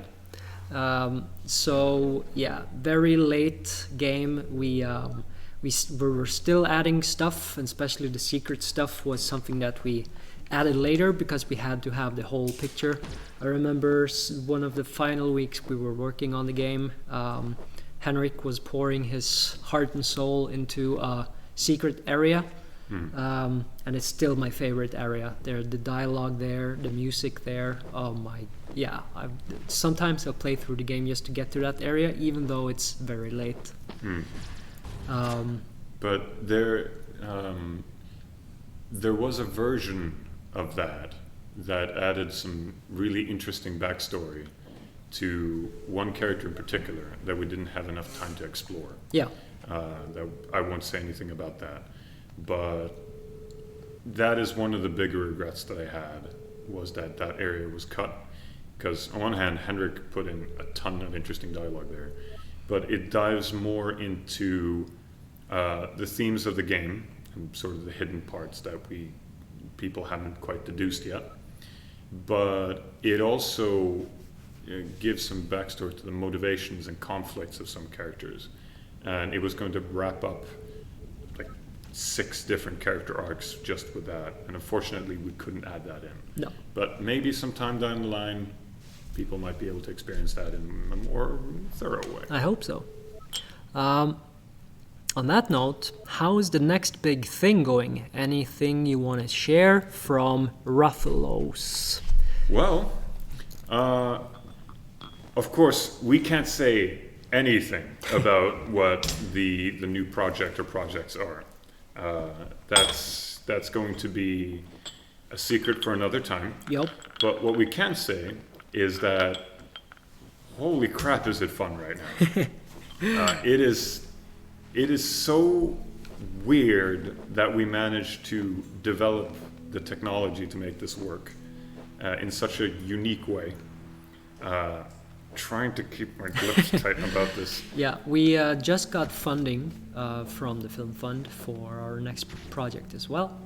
And that's a fantastic news. We actually got funding for new things, which we've actually never gotten the full funding that we've needed for these projects. And we've also always been kind of, lowballing a ton, because we actually, at the first times we applied, we didn't know how much living costs.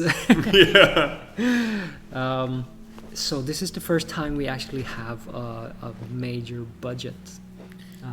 But the projects that we're doing, both of them are, I think fun is the key word.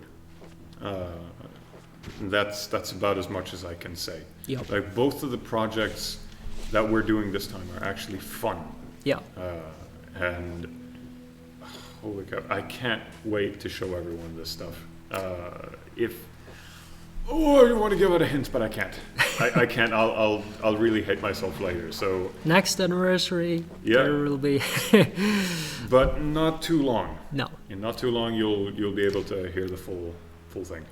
Okay, so what are your thoughts on the comeback of 2D platformers to the mainstream and the great amount of releases that it has inspired from D-Dale?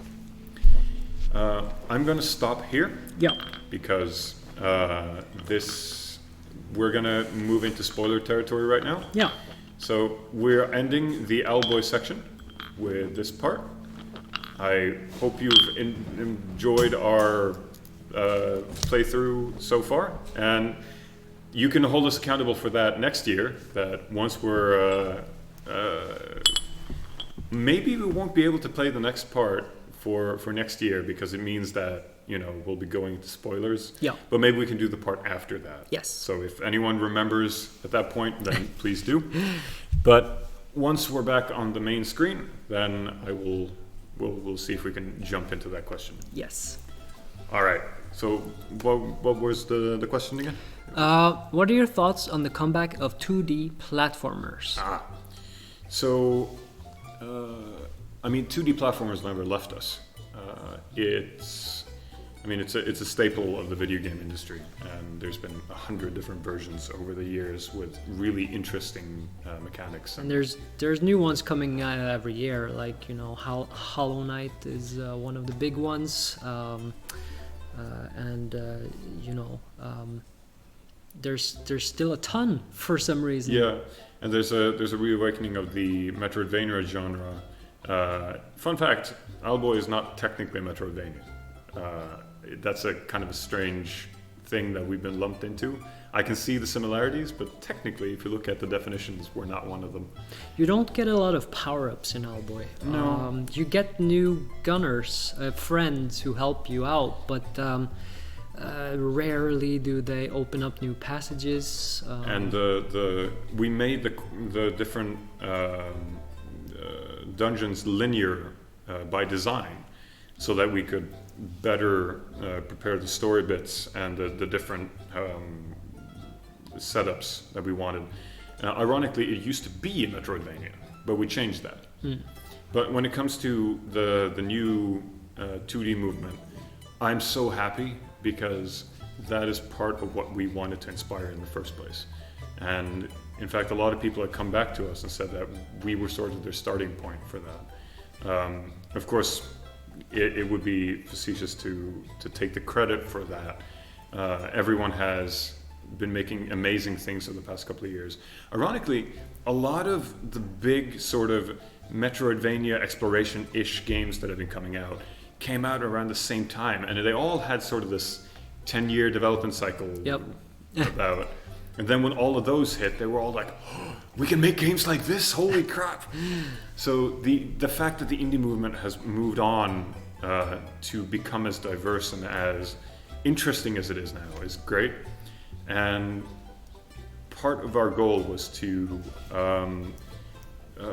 better educate people on pixel art and how the medium is more than just something that you put in video games, and certainly not retro by any means. Yeah. Part of the idea that we introduced was the term high-bit. And not to talk too long about that, the idea was most people, the general public, you could say, struggle with this term of 8-bit and 16-bit because it doesn't mean anything. It doesn't match up with any of the new titles at all. Yeah, because part of the... Now, the easy thing is just to say pixel art. Everyone understands what that means. But when you're talking about style or fidelity or something like that, layman's terms, and most people won't care to teach themselves what that means. So if I say 8-bit, you have like this rough NES kind of idea in your head. Shovel Knight. Shovel Knight, even though that's grossly incorrect. And when you say 16-bit, you'll say like SNES and the Genesis and the TurboGrafx or something like that, even though that is also extremely wrong.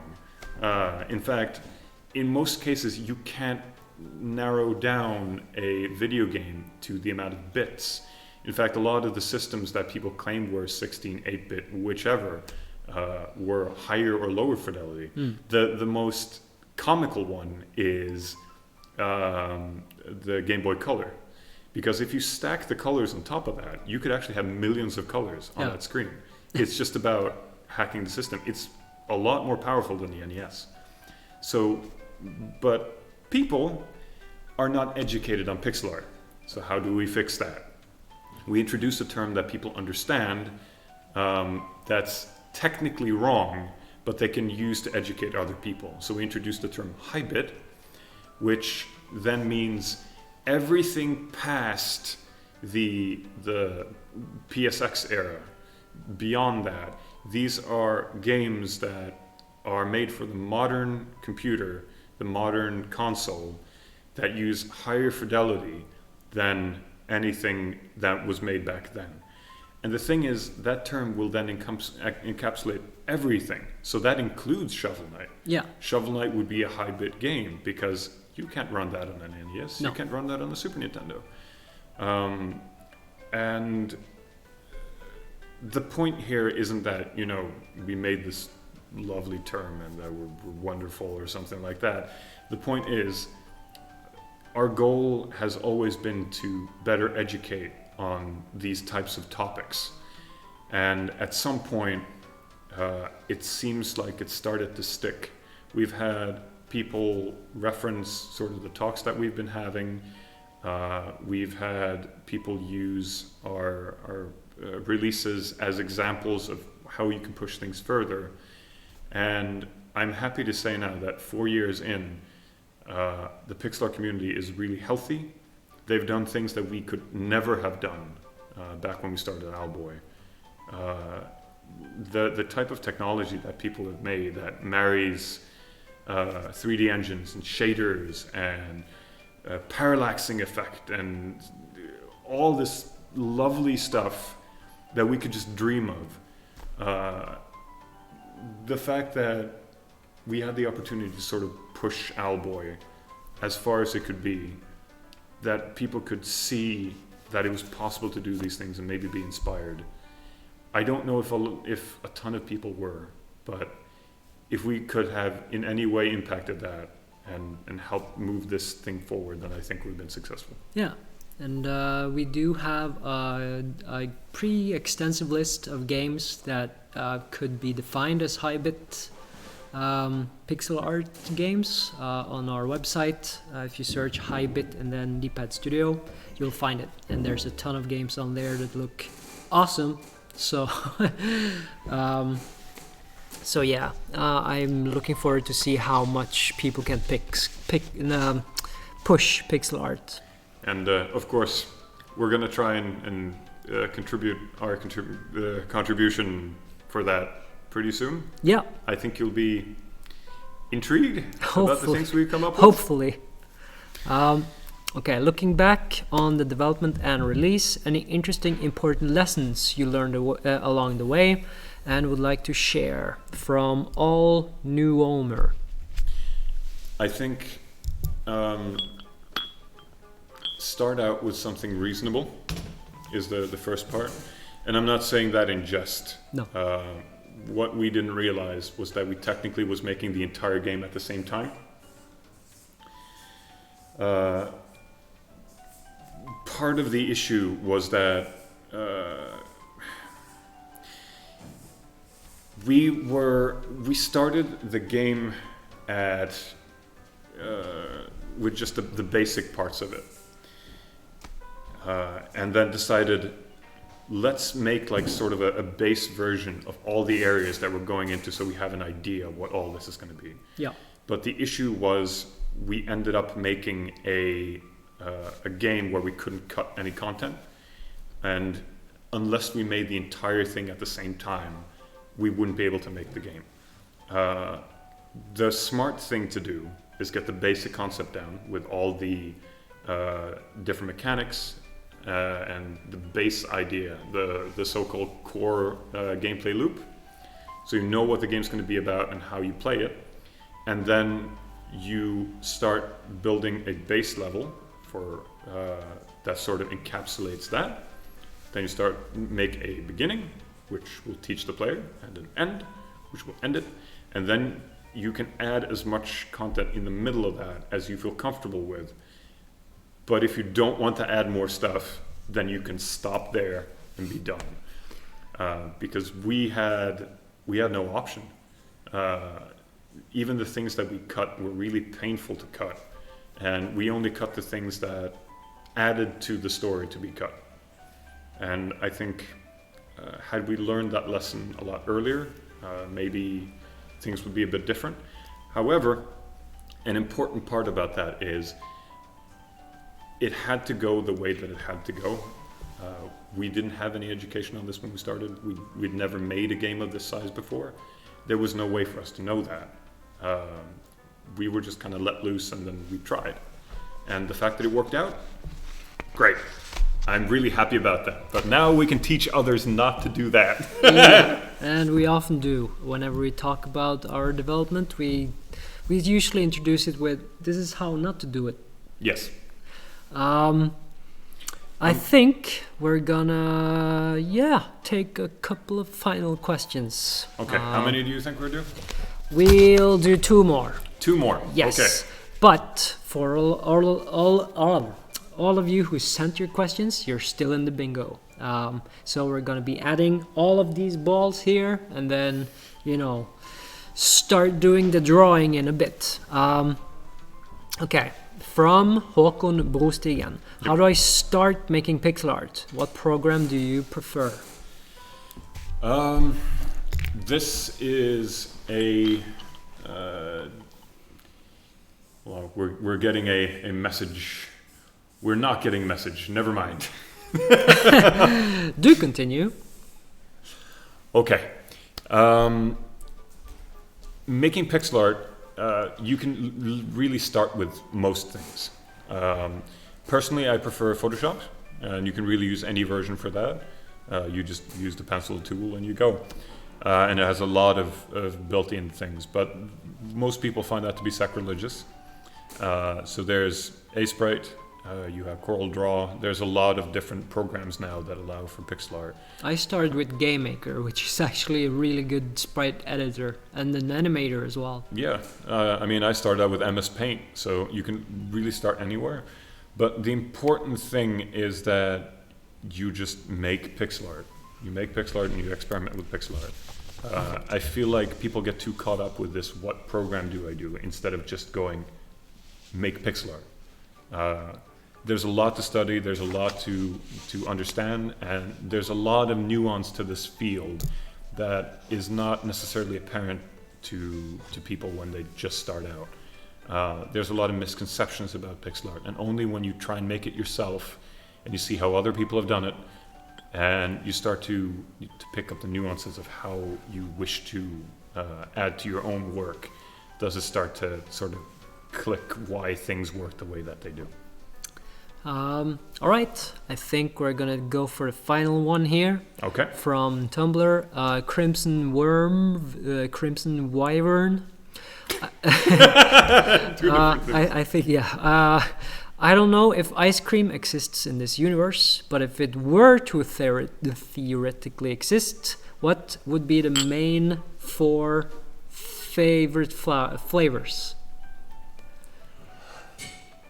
Reddish, That's a bluish. good one. I mean, the bluish is already like it's already kind of chilled because it's in the ice area in Mesos. So that would probably be the base anyway. I think the yellowishes look really juicy. I think those would probably be one of the more popular ones. I imagine it tastes sort of like cloudberries, kind of. The red ones have spikes on them, but they still look delicious. You managed to make them look like they're like gummy spikes. Yeah, I kind of imagine that it tastes sort of like a dragon fruit if dragon fruit tasted like something. Yeah. Though I do suspect that the full heal fruit in the final area of the Owl Tower is probably going to be the most sought after. That's going to be the one that tastes the best, though it's probably not going to be the one that most people have. No. So I'm guessing, my guess is yellowish, reddish, and then purplish somewhere down there. So we still have a lot of questions, but whenever we have some off time, we could answer these one on Twitter or our Discord. For now, though, it's time. It's time for the event, everyone. So adding all the balls, all the Baguian balls. There we go, and then let's see. Let's bring out. Bring out the thing. Are you ready for the thing? Here we go. Here comes the thing. Oh, okay. All right. Let me start pouring these final balls into the thing. Am I doing the assistant thing just and like this. Okay. All right. So we are closing submissions. You have a nice amount here. Yes. So, again, before we start, should we remind everyone what they're winning? Yes. So the first winner will be going off with a limited edition of Owlboy. This is the only way to get it. And the second winner will be getting Owlboy Otis figurine. It looks like this. And a lot of those that exist. We're very proud of this one. Our third winner will be getting an Otis plushie. So this little guy that we've had for some time. Oh, I love these things. It's so weird that we have merch. All right, are you ready? All right, everyone prepared? Okay, here we go. Oh my god, it's going fast. Okay, and a little bit like this. Oh, we got it. We got the first one. And we have the second one. The second one. Okay, and okay. Let's see. Am I doing this correctly? Okay. we got it. We got it. Here it is. Okay. All right. So the first one number is Because 31. Okay. 31. The winner is 31. Yes. Drum roll. Drum. I'll give me a sec. Okay, So we're about to find out who 31 is. We're waiting. We have a system, we promise. Do we have a drum roll even?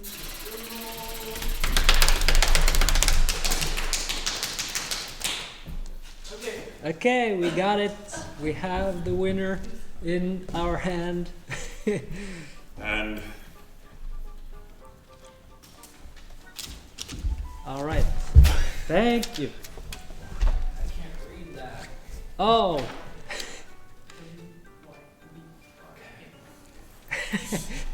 Okay. We like the All this right. anticipation is great.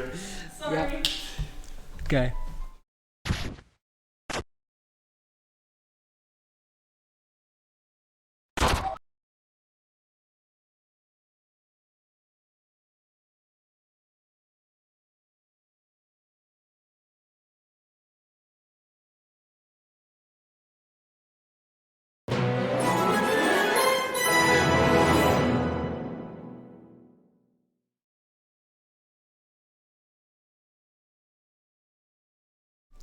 We have number 20, and we can just announce that right here, right now.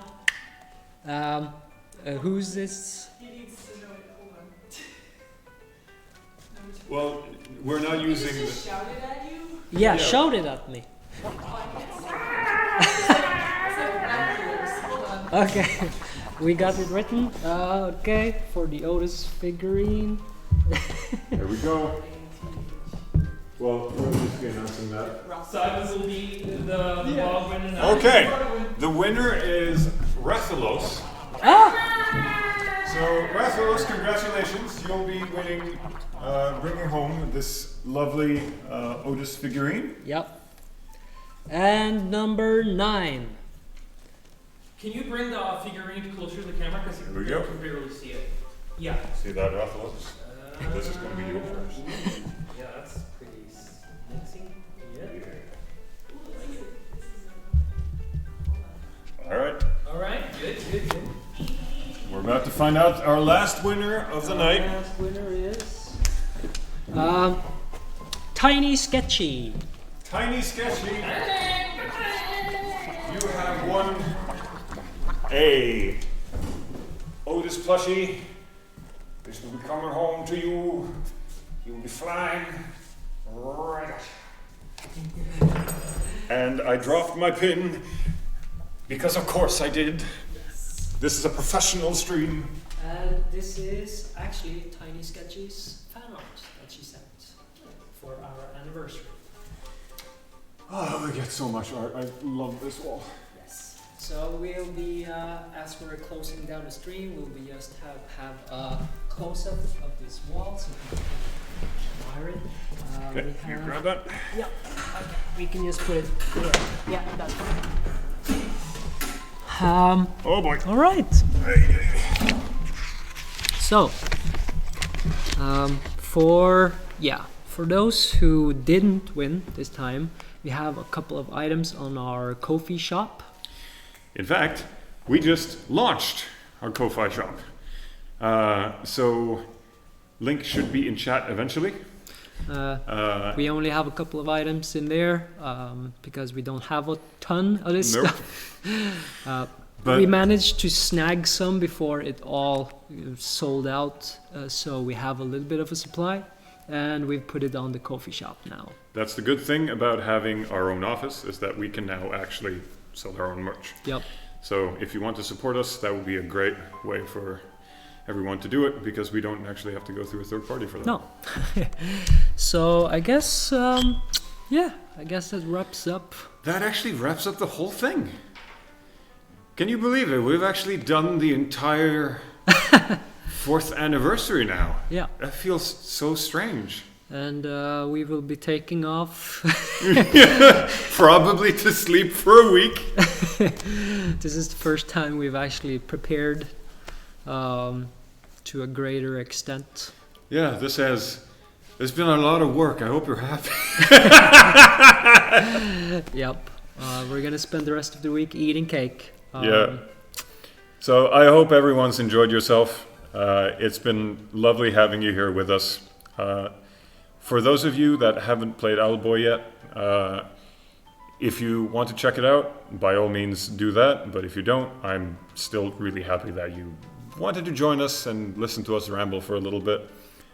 For all of you that are maybe old fans or just acquaintances, thank you for dropping by. We're really happy to have you. And until next time, I guess it'll be the next one, Owlboy's 5th anniversary. Yeah. And yeah, we're hoping to show you what we've been working on very soon. Yeah. That should be it. That'll be as much of of a closing statement as we can make it. So thank you, everybody. Thank you for joining us. Have a good night.